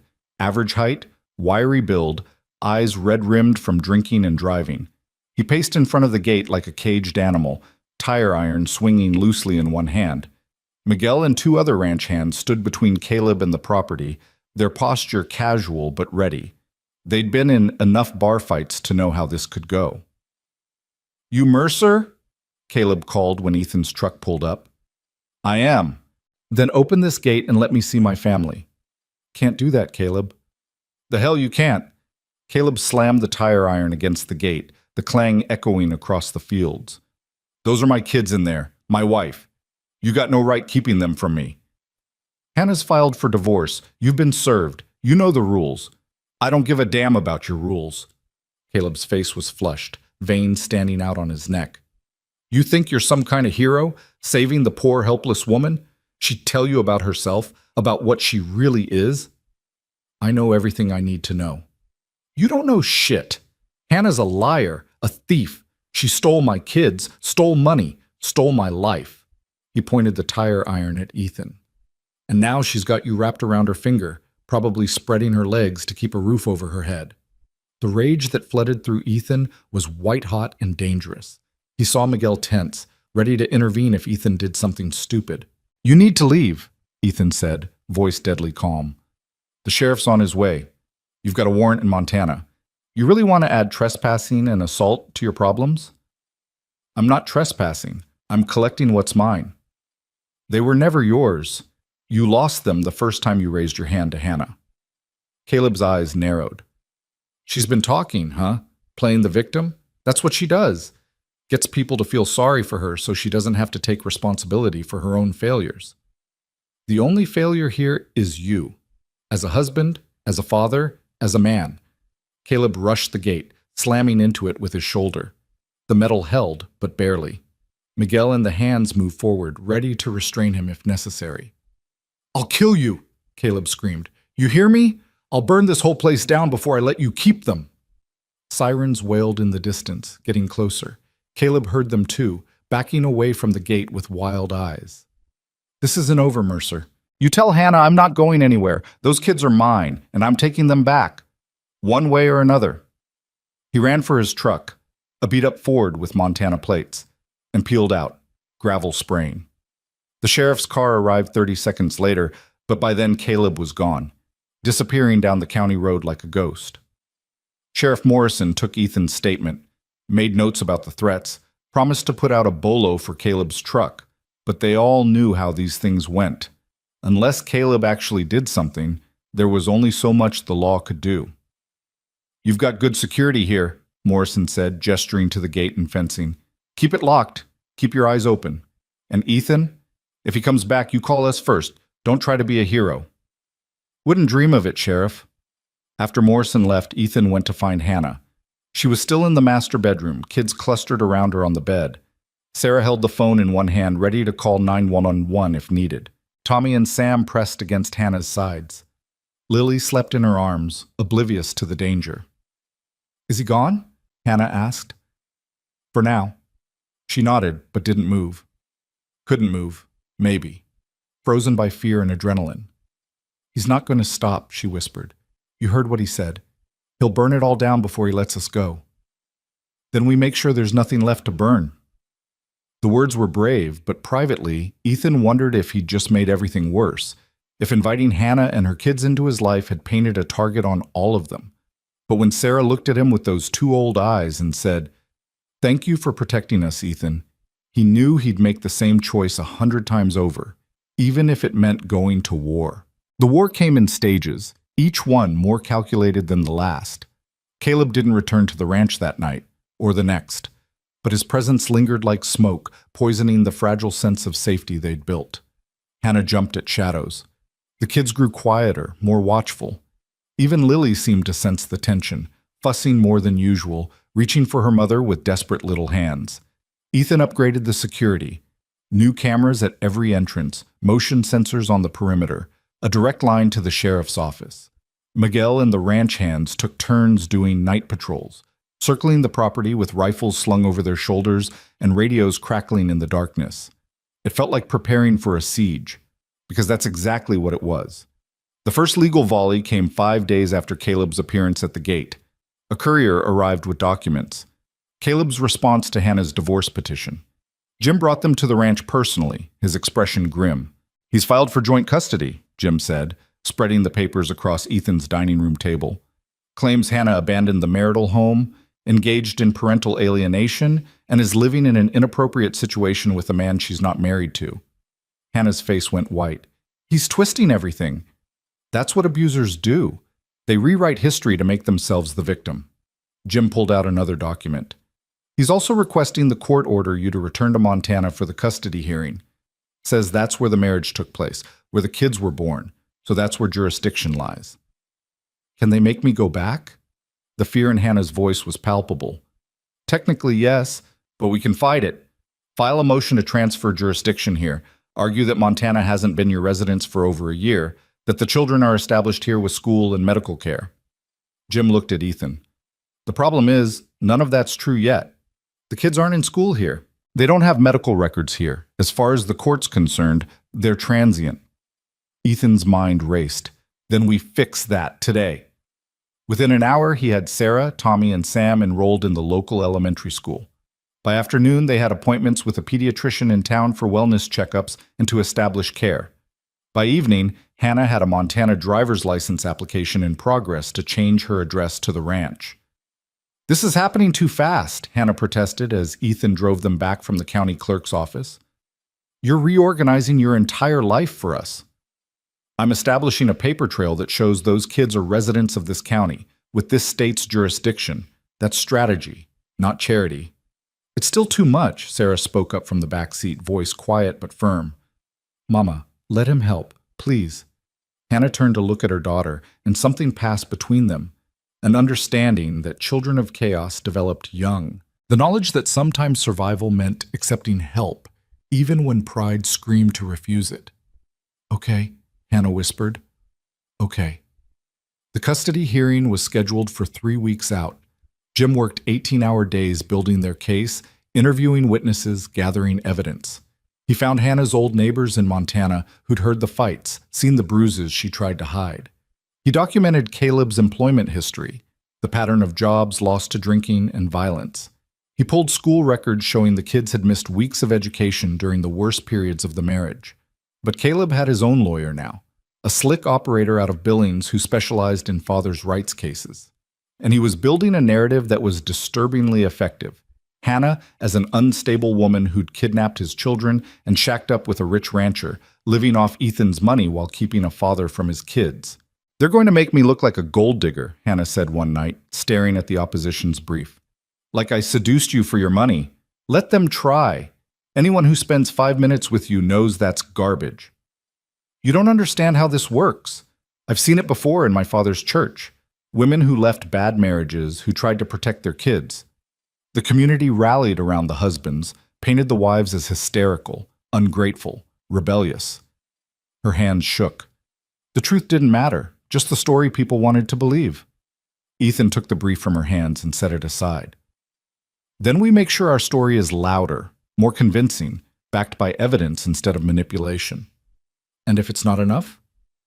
Then we appeal. We fight at every level until we win." "You keep saying we like this is your fight too." Ethan met her eyes. "It is my fight. Has been since the moment I decided to care about what happened to you and those kids." Hannah looked at him for a long moment, something shifting in her expression. Then she did something that surprised them both. She leaned forward and kissed him. It was brief, tentative, more question than answer. When she pulled back, her cheeks were flushed. "I'm sorry, I shouldn't have—" "Don't apologize." Ethan's voice came out rougher than intended. "But Hannah, you need to know that's not why I'm doing this. I don't have expectations. I'm not keeping score." "I know. That's why I wanted to." She stood, gathering the scattered papers. "I should check on the kids." She left before he could respond, and Ethan sat alone in the quiet house, feeling like something fundamental had shifted beneath his feet. The days before the hearing blurred together. Hannah practiced her testimony until she could recite it without shaking. The kids started school, and Ethan watched them transform in small ways. Tommy's shoulders straightening with pride when he brought home a gold star, Sam making a friend who invited him to play at recess, Sarah joining the school library club and coming home with stacks of books. Even Lily thrived, babbling more, taking her first wobbly steps across Ethan's living room while everyone cheered. These were normal things, everyday miracles that shouldn't have felt revolutionary. But for kids who'd spent a year living in survival mode, normalcy was its own kind of magic. Ethan found himself woven into their routines without quite knowing how it happened. He helped with homework at the kitchen table, his rusty math skills barely keeping pace with third-grade multiplication. He learned to braid Sarah's hair in the mornings, fingers clumsy at first but improving with practice. He discovered that Sam had nightmares and would sometimes appear at his bedroom door in the small hours, asking in a whisper if he could sleep on Ethan's floor.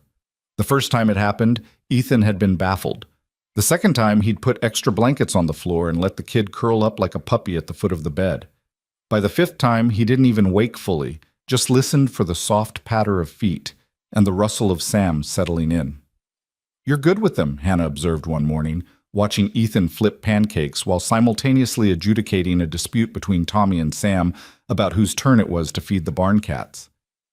"I'm winging it, mostly." "You're doing better than winging it.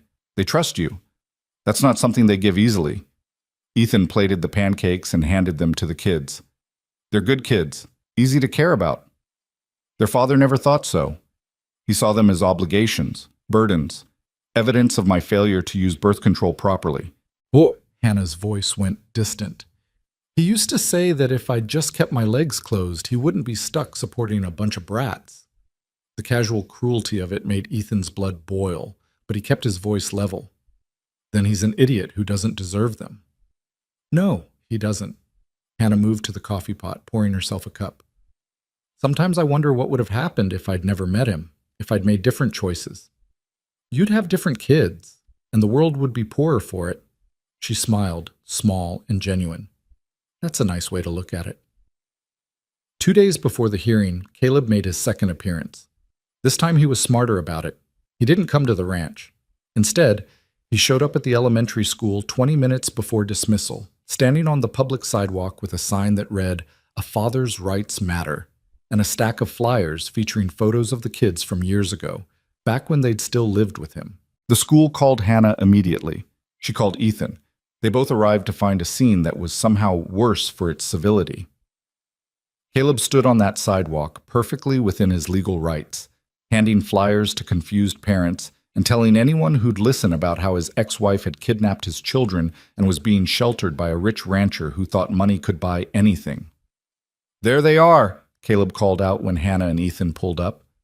"The woman who stole my kids and the man who's helping her do it." Parents stared, whispered. Some looked sympathetic to Caleb, others suspicious. A few recognized Hannah from school pickup and looked uncomfortable, caught between competing narratives. Hannah's face was white but composed as she walked toward the school entrance. Ethan stayed close, positioning himself between her and Caleb. "Hannah, baby, don't do this," Caleb called, voice dripping with false sincerity. "Those kids need their father. You know they do. Whatever problems we had, we can work through them. For the children's sake." Hannah didn't respond, didn't even look at him. But Ethan saw the way her hands clenched, knuckles white. "I've changed," Caleb continued, playing to the crowd now. "I've been sober 6 months, got a job, got my life together. All I want is a chance to be a dad to my kids. Is that so wrong?" "You're a liar." Sarah's voice rang out clear and strong. Everyone turned. Sarah Cole stood at the school entrance, backpack slung over one shoulder, Tommy and Sam flanking her like small soldiers. Her face was set in lines too hard for a 7-year-old. "Sarah, sweetheart," Caleb started. "You're not my sweetheart, and you haven't changed. You're the same mean drunk you always were." Sarah's voice shook but didn't break. "You hurt Mama. You hurt us. And I'm not going back to you, ever." The crowd's murmur shifted. Parents looked at Caleb with new suspicion, then at Sarah with dawning understanding. Caleb's mask slipped, rage flashing across his features. "You little brat! You don't talk to your father like that." "You're not my father. Fathers protect their kids. You just hurt us." Ethan moved then, stepping forward to put himself between Caleb and the children. "You need to leave. Now. This is a public sidewalk. I have every right, and she has every right to collect her children from school without being harassed. The restraining order hearing is in 2 days. Until then, you stay away." "Or what? You'll throw money at the problem? Buy off a judge?" Caleb's smile was ugly. "I know how this works, Mercer. Rich guys like you think you're untouchable. But the law's on my side. Those are my kids, and I'm taking them back." Sheriff Morrison chose that moment to arrive, presumably called by the school. He assessed the situation quickly, then turned to Caleb. "Mr. Ross, I'm going to have to ask you to move along. I'm not doing anything illegal. You're creating a disturbance on school property. I can cite you for that, or you can leave voluntarily. Your choice." Caleb looked like he wanted to argue, but something in Morrison's expression must have convinced him it wasn't worth it. He gathered his sign and flyers, but not before turning to deliver one last shot. "Enjoy it while it lasts, Hannah. Because come Thursday, a judge is going to see through your lies, and then those kids are coming home with me." He left, and the crowd slowly dispersed, though Ethan could feel their stares, hear their whispered speculation. The damage was done. Caleb had planted seeds of doubt in a community that barely knew Hannah, and those seeds would grow. That night, Sarah couldn't sleep. Ethan found her sitting on the porch steps long after bedtime, staring out at the dark fields. "Hey, kiddo, you okay?" She shrugged, small shoulders hunched. "Is he really going to take us away?" Ethan sat beside her, choosing his words carefully. "He's going to try, but we're going to do everything we can to stop him." "What if you can't? What if the judge makes us go back?" "Then we appeal. And if that doesn't work, we keep fighting. We don't give up." Sarah was quiet for a moment. "I meant what I said today. About him not being my father. A real dad wouldn't scare his kids." "You're right. He wouldn't." "Are you going to be our dad?" The question hit Ethan like a punch to the chest. "I don't know, Sarah. That's complicated." "Why? You live with us. You take care of us. You make Mama smile." She looked up at him with those two old eyes. "Seems pretty simple to me." "Your mom and I aren't married. So get married. If only it were that easy. It's not about marriage, kiddo. It's about what your mom wants, what you kids need. I can't just decide to be your dad. That's something we'd all have to choose together." "I choose you," Sarah said quietly. "I don't know about Mama or the boys, but I choose you." Ethan pulled her into a hug and she melted against him, still so small despite her fierce bravery. That means more than you know. The custody hearing arrived cold and gray, the November sky promising snow. Jim met them at the courthouse steps, briefcase in hand and expression serious. Remember what we practiced. Answer the questions directly. Don't get defensive. Don't let his lawyer provoke you. He looked at Hannah. And most importantly, tell the truth. The judge will see through lies, but he'll also see through manipulation if we present it right. The courtroom was smaller than Ethan expected, wood-paneled and formal. Judge Catherine Martinez presided, a woman in her 50s with sharp eyes and no apparent patience for nonsense. Caleb sat at the opposite table with his lawyer, cleaned up and sober, playing the role of concerned father. It was sickening how convincing he looked. Hannah's testimony came first. Jim led her through the history, the marriage, the abuse, the moment she decided to leave. She spoke clearly, without drama, reciting facts like a grocery list. But her hands shook when she described the night Caleb had grabbed Sarah, and Ethan saw Judge Martinez make a note. Then came cross-examination, and Caleb's lawyer went for the throat. Mrs. Ross, you claim my client was abusive, yet you never filed a police report. Why is that? I was scared, and I didn't think they'd believe me. Or perhaps there was nothing to report. Perhaps you're fabricating these allegations to justify your decision to leave. No, it happened. You say you were concerned for your children's safety, yet you took them to live in a condemned cabin with no running water or heat.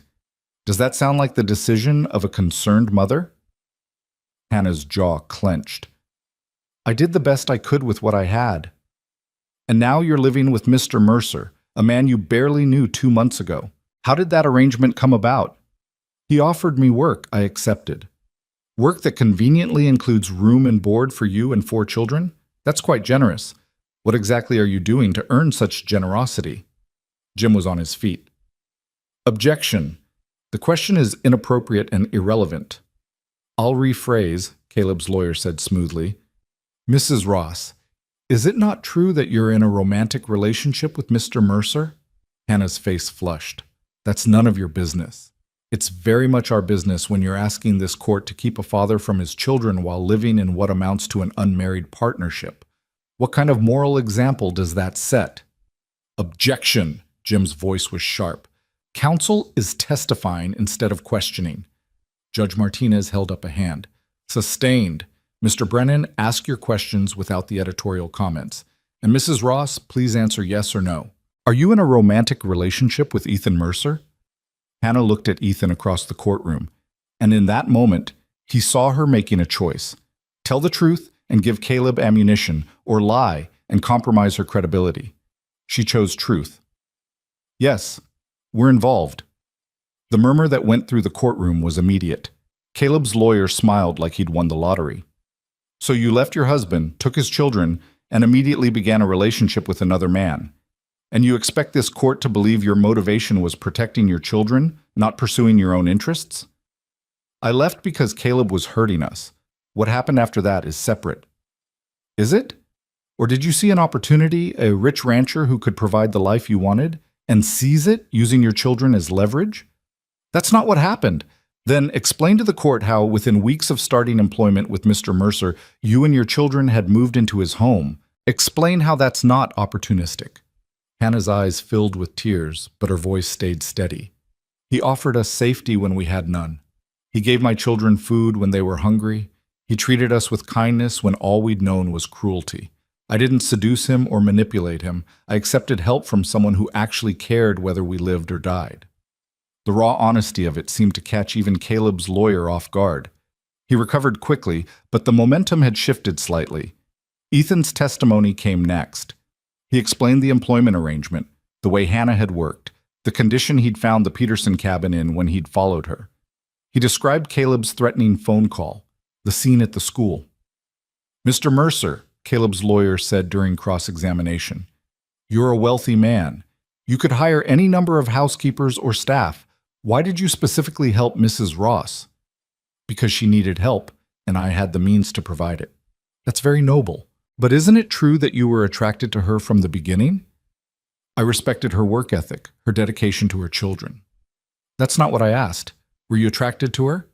Ethan glanced at the judge, then decided honesty was his only option. Eventually, yes, but that's not why I helped her. Are you sure about that? Because from where I'm sitting, it looks like you saw a vulnerable woman with 4 children and decided she'd make a nice addition to your ranch. A ready-made family for a lonely millionaire. That's offensive and wrong. Is it? You've known my client's wife for 2 months, and already you're playing house, inserting yourself into these children's lives, encouraging them to call you. What was it that Sarah said at school? A real dad. You don't see anything wrong with that? I see a woman who is being abused and children who are suffering. I see a man who abandoned his family and now wants them back only to maintain control. And I see my role as making sure Hannah and those kids have the support they need to be safe. How noble. Tell me, Mr. Mercer, if the court awards custody to my client, will you accept that decision? Or will you continue this campaign to separate a father from his children? The question was a trap, and Ethan knew it, but he answered anyway. I'll accept whatever the court decides is in the best interests of those children. But I'll also do everything in my power to make sure the court has all the facts before making that decision. The proceeding continued for 3 more hours. Witnesses testified. Miguel about Caleb's threatening behavior at the ranch, Martha about Hannah's work ethic and character, the school principal about Sarah's incident. Caleb took the stand and played his part perfectly, the reformed sinner desperate for a second chance. I've made mistakes, he said, voice thick with practiced emotion. I drank too much, let my temper get the better of me, but I've been sober 6 months now. I've got a job lined up in Montana. I found a house big enough for all of us. All I want is a chance to be the father my kids deserve. Mr. Ross, Jim said during cross-examination, you say you've been sober 6 months, but weren't you visibly intoxicated when you showed up at Mr. Mercer's ranch 3 weeks ago? Caleb's mask slipped for just a second. I'd had a couple drinks. I was upset. A couple drinks? Or were you drunk and threatening violence with a tire iron? I was emotional. My kids had been taken from me. They weren't taken. Their mother left to protect them. From you. Jim pulled out a document. Mr. Ross, is it true you have a bench warrant out for your arrest in Montana for failure to pay child support?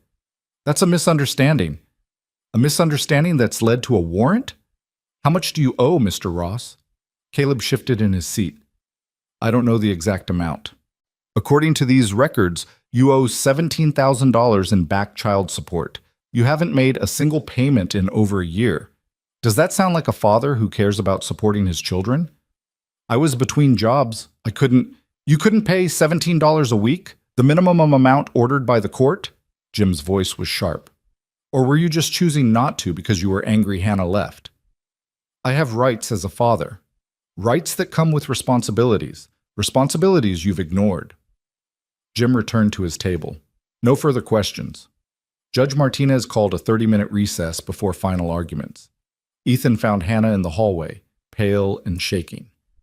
I ruined it, she whispered, admitting we're together. That's all they're going to remember. You told the truth. That matters. Does it? Or did I just hand Caleb exactly what he needed to take my kids? Before Ethan could answer, Caleb appeared at the end of the hallway. He ditched his lawyer, approaching with that same false concern he'd worn at the school. Hannah, can we talk? Just the two of us? Stay away from me. I just want to work this out, for the kids. He moved closer and Ethan stepped between them. This doesn't concern you, Mercer. Everything that concerns Hannah concerns me. Right, because you're so invested after 2 months. Caleb's smile was ugly. You think you know her? You don't know anything. Don't know what she's really like when what? Ethan's voice dropped to something dangerous.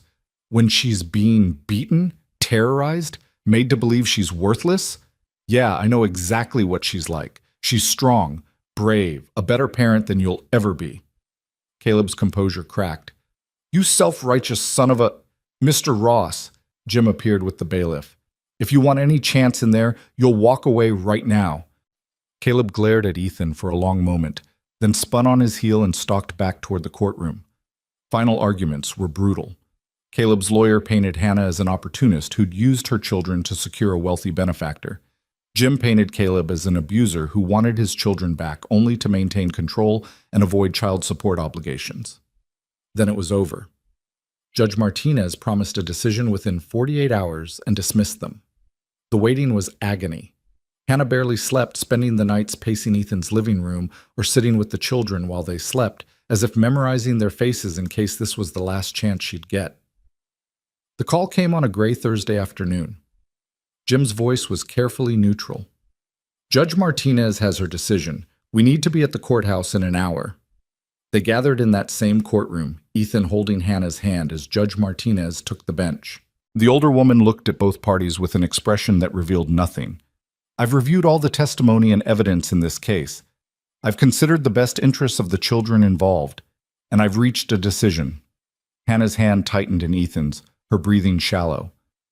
Mr. Ross, you claim to want what's best for your children, but your actions suggest otherwise.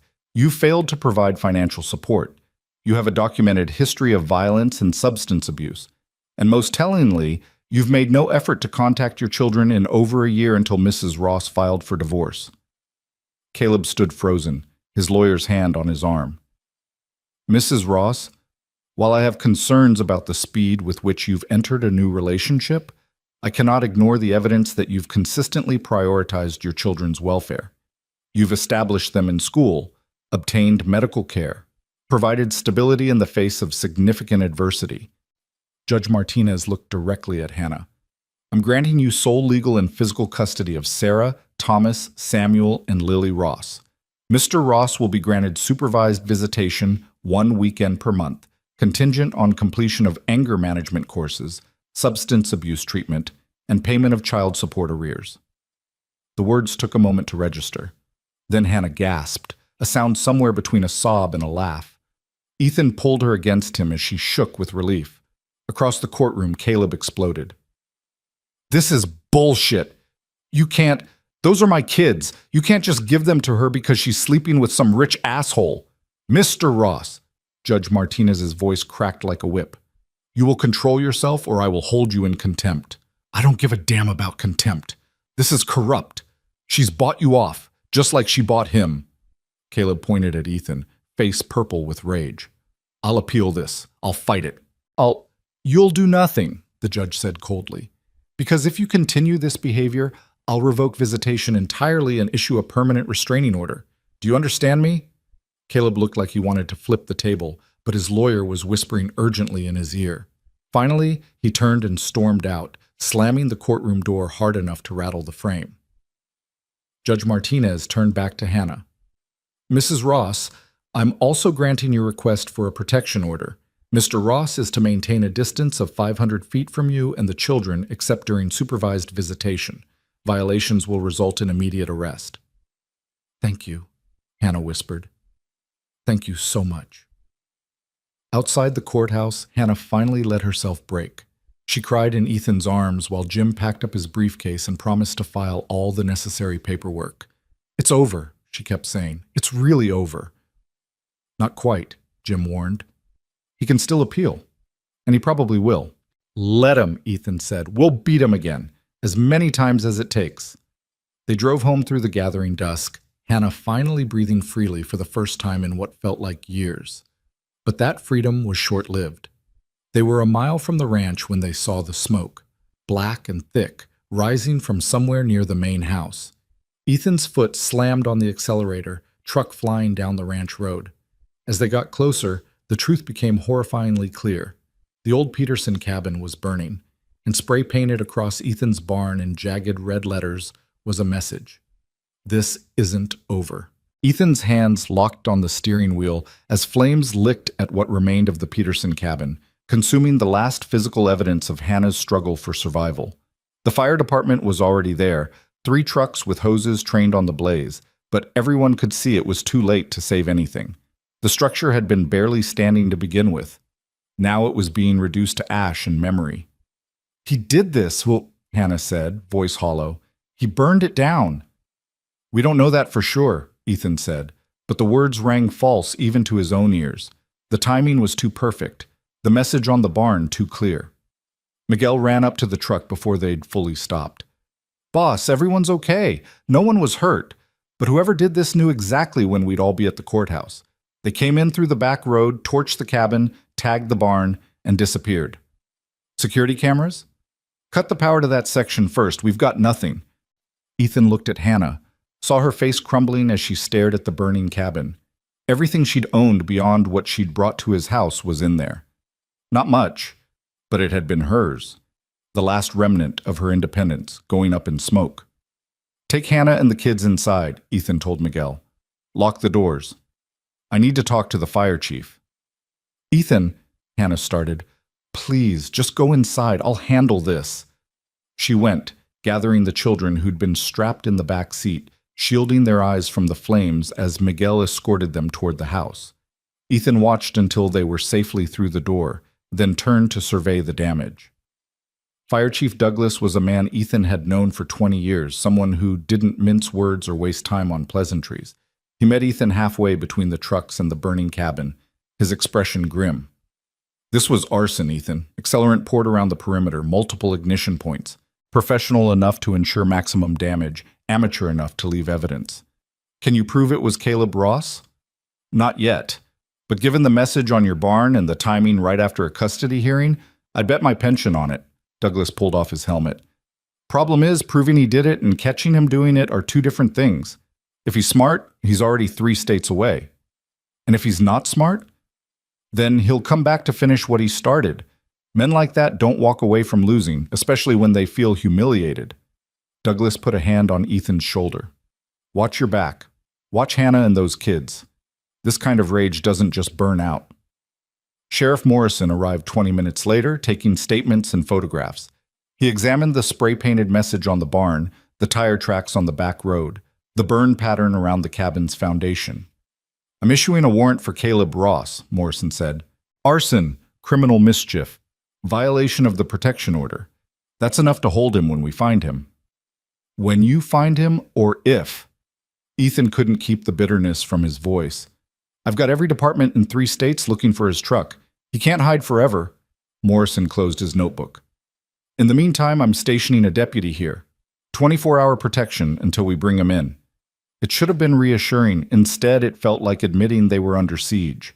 Inside the house, Hannah had gathered the children in the living room. Sarah held Lily on her lap, while Tommy and Sam pressed against their mother's sides. None of them were crying. They'd gone quiet instead. The kind of quiet that came from shock and fear too big for tears. Is our old house gone? Sam asked in a small voice. Hannah stroked his hair. Yes, baby, it's gone. Did we do something wrong? No, no, sweetheart. This isn't your fault. None of this is your fault. Sarah looked up at Ethan with those knowing eyes. It was him, wasn't it? Our father. Ethan crouched down to her level, meeting her gaze directly. We think so, but the sheriff's looking for him. He won't get away with this. He always gets away with things. Sarah's voice was flat, matter of fact. That's what he does. He hurts people and then disappears before anyone can stop him. Not this time, Ethan promised. This time we've got evidence, witnesses, the law on our side. This time he's going to face consequences. But Sarah just looked at him with an expression far too old for 7, and Ethan realized she'd heard promises before. She'd learned not to believe them. That night, no one slept well. Ethan heard footsteps in the hallway around 2 a.m. and found Hannah in his kitchen, staring out the window into the darkness. I keep thinking about what he said, she whispered when Ethan joined her, that this isn't over. He meant it. I know. He's not going to stop. The custody order, the restraining order, none of it matters to him. He'll keep coming until he gets what he wants, or until someone stops him permanently. Ethan poured them both coffee, though neither of them drank it.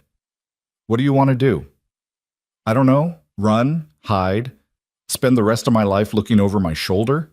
She laughed, a broken sound. I'm so tired of being scared, Ethan. So tired of letting him control my life, even from a distance. Then we don't run.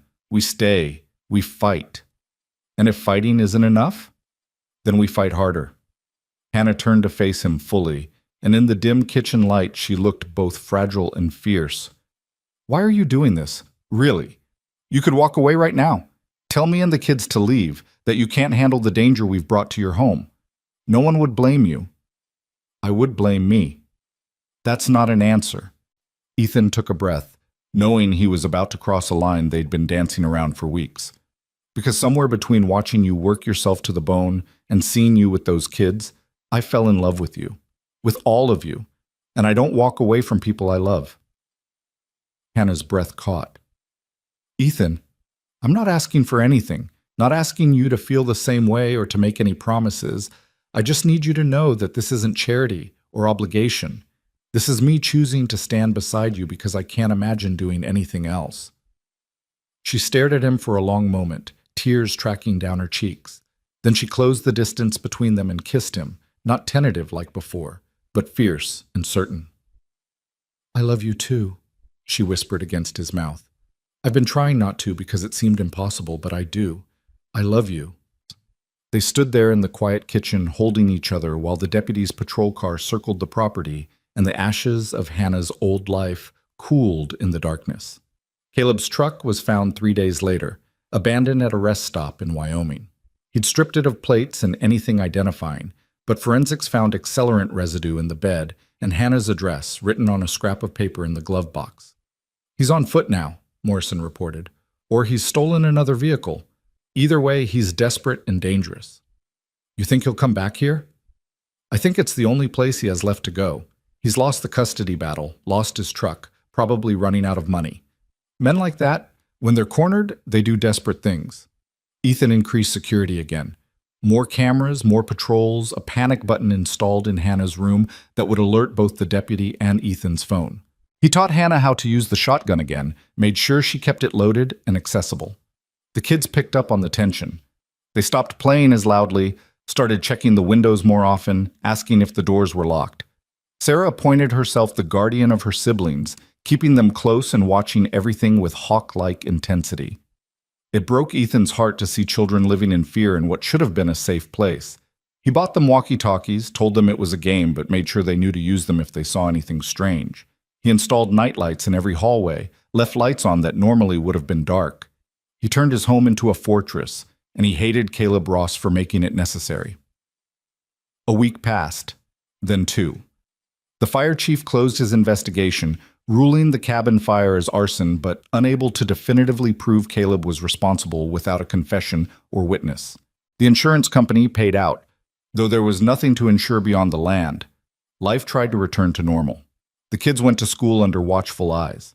Hannah worked, though now her work included helping Ethan manage the ranch books and planning actual business dinners with actual clients who were charmed by her cooking and warmth. They fell into rhythms that felt almost like a family, moments where they could almost forget they were waiting for the other shoe to drop. Almost. The attack came on a Tuesday night in early December. Ethan woke to the sound of breaking glass and the piercing shriek of the alarm system. He grabbed his phone and the pistol he'd started keeping in his nightstand, already moving toward Hannah's room. She met him in the hallway, shotgun in hand, face pale but determined. The kids, "Stay with them, lock the door. I'll handle this." But before he could move, Sarah appeared, walkie-talkie clutched in her hand. "He's trying to get in through the kitchen window. I saw him from my room." "Good girl, go with your mom. Now." Ethan moved through the house with his heart pounding, following the sound of cursing and breaking glass toward the kitchen. He found Caleb halfway through the window, drunk or high or both, bleeding from cuts where the glass had sliced his arms. "Get out of my house," Ethan said, voice deadly calm despite the adrenaline flooding his system. Caleb looked up, eyes wild and unfocused. "Your house? This is all wrong. They're supposed to be mine. She's supposed to be mine." "Hannah's not yours, never was. She's her own person, and she chose to leave you." "Because of you." Caleb managed to drag himself through the window, stumbling to his feet. He had a knife, Ethan realized, a hunting knife with a 6-inch blade. "You took everything from me. My wife, my kids, my life. You did that yourself when you started hitting her. I never meant to hurt her. I loved her." "Love her." Caleb swayed, barely staying upright. "Just wanted her to listen, to obey. That's what wives do. What the Bible says." "The Bible doesn't say anything about beating your wife. You don't know anything about marriage, about family. You're just some rich bastard playing house. Caleb lunged, knife slashing wildly. Ethan sidestepped, years of ranch work giving him reflexes Caleb's drunken state couldn't match. But the knife caught his arm, a burning line of pain that he ignored in favor of grabbing Caleb's wrist. They struggled, crashing into the kitchen table. Caleb was smaller, but fueled by rage and desperation, fighting with the reckless abandon of someone with nothing left to lose. Ethan tried to control the knife, to disarm him without killing him, but Caleb wasn't making it easy. "I'll kill you," Caleb panted. "Kill you and take them back. They're mine. Mine!" The gun went off before Ethan fully processed what was happening. Not his gun. The shotgun. Hannah stood in the kitchen doorway, weapon still raised, face white with shock.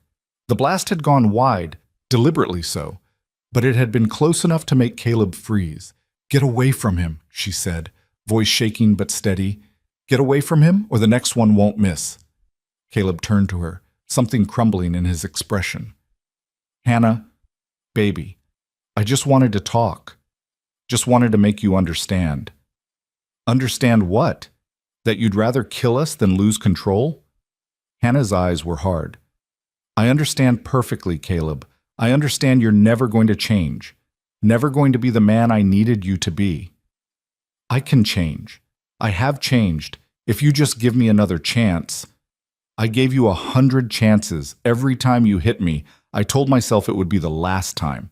That you'd realize what you were doing and stop, but you never did." She lowered the gun slightly, but kept it trained on him. "I'm done giving you chances. Done being afraid. Done letting you determine what my life looks like." Sirens wailed in the distance, getting closer. The deputy must have been alerted by the alarm. Help was coming. Caleb seemed to realize it too, his face twisted into something ugly and desperate. "Then you've killed me. Because without you, without them, I've got nothing. That's not my problem anymore." The sirens got louder. Red and blue lights flashed through the windows. Caleb looked between Hannah and Ethan, calculation playing across his features. Then he lunged, not at Ethan this time, but toward the hallway where the children were. Hannah fired. This time she didn't miss. The blast caught Caleb in the leg, sending him sprawling with a scream of pain. The knife clattered across the floor. Ethan kicked it away, then planted his knee in Caleb's back, pinning him down while the man writhed and cursed. Deputies poured through the door seconds later, taking control of the situation. They arrested Caleb on the floor of Ethan's kitchen while paramedics tended to his leg wound and Ethan's slashed arm. Morrison arrived and took statements, his expression grim as he surveyed the damage. "That's breaking and entering, assault with a deadly weapon, violation of the restraining order," Morrison said. "He's looking at serious prison time, Ethan. This isn't a custody dispute anymore. This is attempted murder." Hannah sat at the kitchen table, shaking now that the adrenaline was fading. The children clustered around her, Sarah still clutching the walkie-talkie, the boys crying softly, Lily sleeping somehow through all of it. "Is it over?" Hannah asked quietly. "Really over this time?" Morrison looked at Caleb being loaded into the ambulance, shackled and screaming threats that no one was listening to anymore. "Yeah, this time it's over." The trial happened fast by legal standards, though every day of waiting felt like an eternity. Caleb's public defender tried to argue temporary insanity, emotional distress, anything that might reduce the charges. But the evidence was overwhelming. The security footage showing him breaking in, the knife with his fingerprints, Hannah's testimony about years of abuse, Sarah's statement about what she'd witnessed as a child. The jury deliberated for less than 3 hours. Guilty on all counts. Judge Martinez sentenced him to 15 years, no possibility of parole for at least 10. His parental rights were terminated permanently. He'd file appeals from prison, they all knew that, but he'd lost. Completely and utterly lost. Hannah cried when they read the verdict, but this time they were tears of relief. Winter settled over the ranch like a blanket, snow covering the burned remnants of the Peterson cabin and turning everything clean and white. Christmas approached, and for the first time in years, Hannah let herself think about celebrating. Ethan went overboard, of course. A tree that touched the ceiling in his living room, lights strung across every surface, presents that multiplied under the tree daily until Hannah had to tell him to stop because the kids were getting spoiled. "Let me spoil them," he'd argued. They deserved to be spoiled. She couldn't really disagree. On Christmas morning, the house exploded in wrapping paper and squeals of delight. Sarah got books, so many books her eyes went wide with joy. Tommy got art supplies and sports equipment. Sam got a keyboard to continue the piano lessons he'd started. Lily got toys that she immediately tried to eat. Hannah opened her gifts with shaking hands, overwhelmed by the thoughtfulness of each one. Warm clothes that actually fit. Books she'd mentioned wanting. A new driver's license in her name, showing Ethan's ranch as her permanent address. And then Ethan handed her a small box, wrapped simply, that made her heart stop. "Before you panic," he said quietly, while the kids were distracted with their toys, "this isn't what you think it is. Open it." Inside was a key, old brass, worn smooth with age. "It's the key to the main house," Ethan explained. "Your house now, if you want it. Not as my employee or my girlfriend or anything with conditions, just as someone who belongs here. You and the kids, for as long as you want to stay." Hannah stared at the key, at this man who'd somehow become her whole world, and felt something in her chest unlock. "And what if I want to stay forever? Then I guess I'll have to get used to having a full house. What if I want more than just a full house?" She reached up, cupping his face. "What if I want a partnership? A real one?" Ethan's smile was slow and certain. "Then I guess I'd better make an honest woman of you, hadn't I?" Sarah looked up from her books. "Are you going to get married?" "Would that be okay with you?" Hannah asked. Sarah pretended to consider it seriously. "I suppose, as long as Ethan keeps making pancakes on Saturdays." "That's my only value? Pancakes? And you do homework help," Tommy added. "And you let us play with the barn cats," Sam chimed in. "And you make Mama smile," Sarah finished, her own smile bright and genuine. "That's the most important part." Ethan looked at Hannah, saw his whole future reflected in her eyes, and pulled her close. "Then I guess I'd better keep doing all those things." They got married in the spring, a small ceremony in Ethan's living room with Judge Martinez officiating and the kids as witnesses. Hannah wore a simple white dress that she'd picked out herself, no one telling her what was appropriate or modest enough. Ethan wore his best suit and couldn't stop grinning like an idiot. Sarah was the maid of honor, taking her duties seriously as she held the rings. Tommy and Sam were ring bearers who mostly just wrestled with each other until it was time for their part. Lily toddled between them, spreading flower petals and chaos in equal measure. When Judge Martinez pronounced them husband and wife, the kids cheered louder than anyone. Life on the ranch settled into a new normal, one built on choice and respect, and a love that had been forged in fire and fear and emerged stronger. Hannah took over the ranch's business operations, revealing a talent for organization and management that Ethan had always suspected. She hired help, built systems, turned his moderately successful operation into something truly profitable. The kids thrived. Sarah lost some of that haunted watchfulness, though she never quite stopped being protective of her siblings. Tommy discovered a love for ranching, following Miguel around and learning everything about cattle and horses. Sam composed songs on his keyboard that sometimes made Hannah cry. Lily grew into a force of nature, fearless and loud, and so loved it radiated from her like sunshine. Ethan adopted all four of them formally, legal papers that made official what had already been true in their hearts. They changed their last names to Mercer, shedding the Ross identity like a skin that no longer fit. On the anniversary of the fire, Ethan and Hannah stood where the Peterson cabin had been. The land had been cleared, grass growing over the scars. He'd offered to build something new there, but Hannah had shaken her head. "Let it be empty," she'd said, "a reminder of what we survived, what we left behind."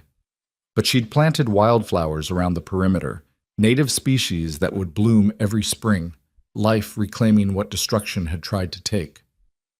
"Do you ever regret it?" Ethan asked as they stood in the field of flowers. "Leaving your old life, fighting so hard for this one?" Hannah looked back at the house where their children were doing homework and arguing over whose turn it was to feed the cats. Where laughter spilled from open windows and the smell of dinner cooking promised another normal evening in a life that had once seemed impossible. "Not for a single second," she said, taking his hand. "This is what I was fighting for all along. I just didn't know it until I found you." "You didn't find me. I found you." "No." Hannah smiled, the kind of smile that lit her whole face and made Ethan's heart skip. We found each other, and then we chose each other, every single day. And that, Ethan thought as he pulled her close and watched the sun set over land that had become their shared kingdom, was the real story. Not about rescue or saving, but about two people who'd been broken by life finding a way to build something whole together. About a woman who'd started as a hired hand and became the heart of a home. About four kids who'd learned that family wasn't just about blood, but about the people who showed up and stayed. About a millionaire rancher who'd discovered that the greatest wealth wasn't in his bank account, but in the morning chaos of breakfast, the evening ritual of bedtime stories, and the quiet moments with a woman who'd chosen to trust him with her heart. Years later, when people asked how they'd gotten together, Ethan would smile and say he'd hired her to clean his cabin. Hannah would add that he'd followed her home and found four kids. Then they'd look at each other with the kind of understanding that only comes from walking through fire together, and one of the kids would roll their eyes and tell the real story. The one about a mother who'd fought for her children with everything she had. About a man who'd learned that sometimes the best investment was in people, not property. About a family that had been forged not in perfection, but in choosing each other despite the imperfections. About love that was earned, not given. Built, not found. Chosen, every single day. And they all lived not happily ever after because life was never that simple. But they lived fully, messily, beautifully together. They lived with purpose and passion and the kind of fierce loyalty that comes from knowing exactly what you could lose and choosing to protect it anyway. They lived free from the shadows of the past, present in each moment, building a future that belonged to all of them. And in the end, that was worth more than all the money in the world.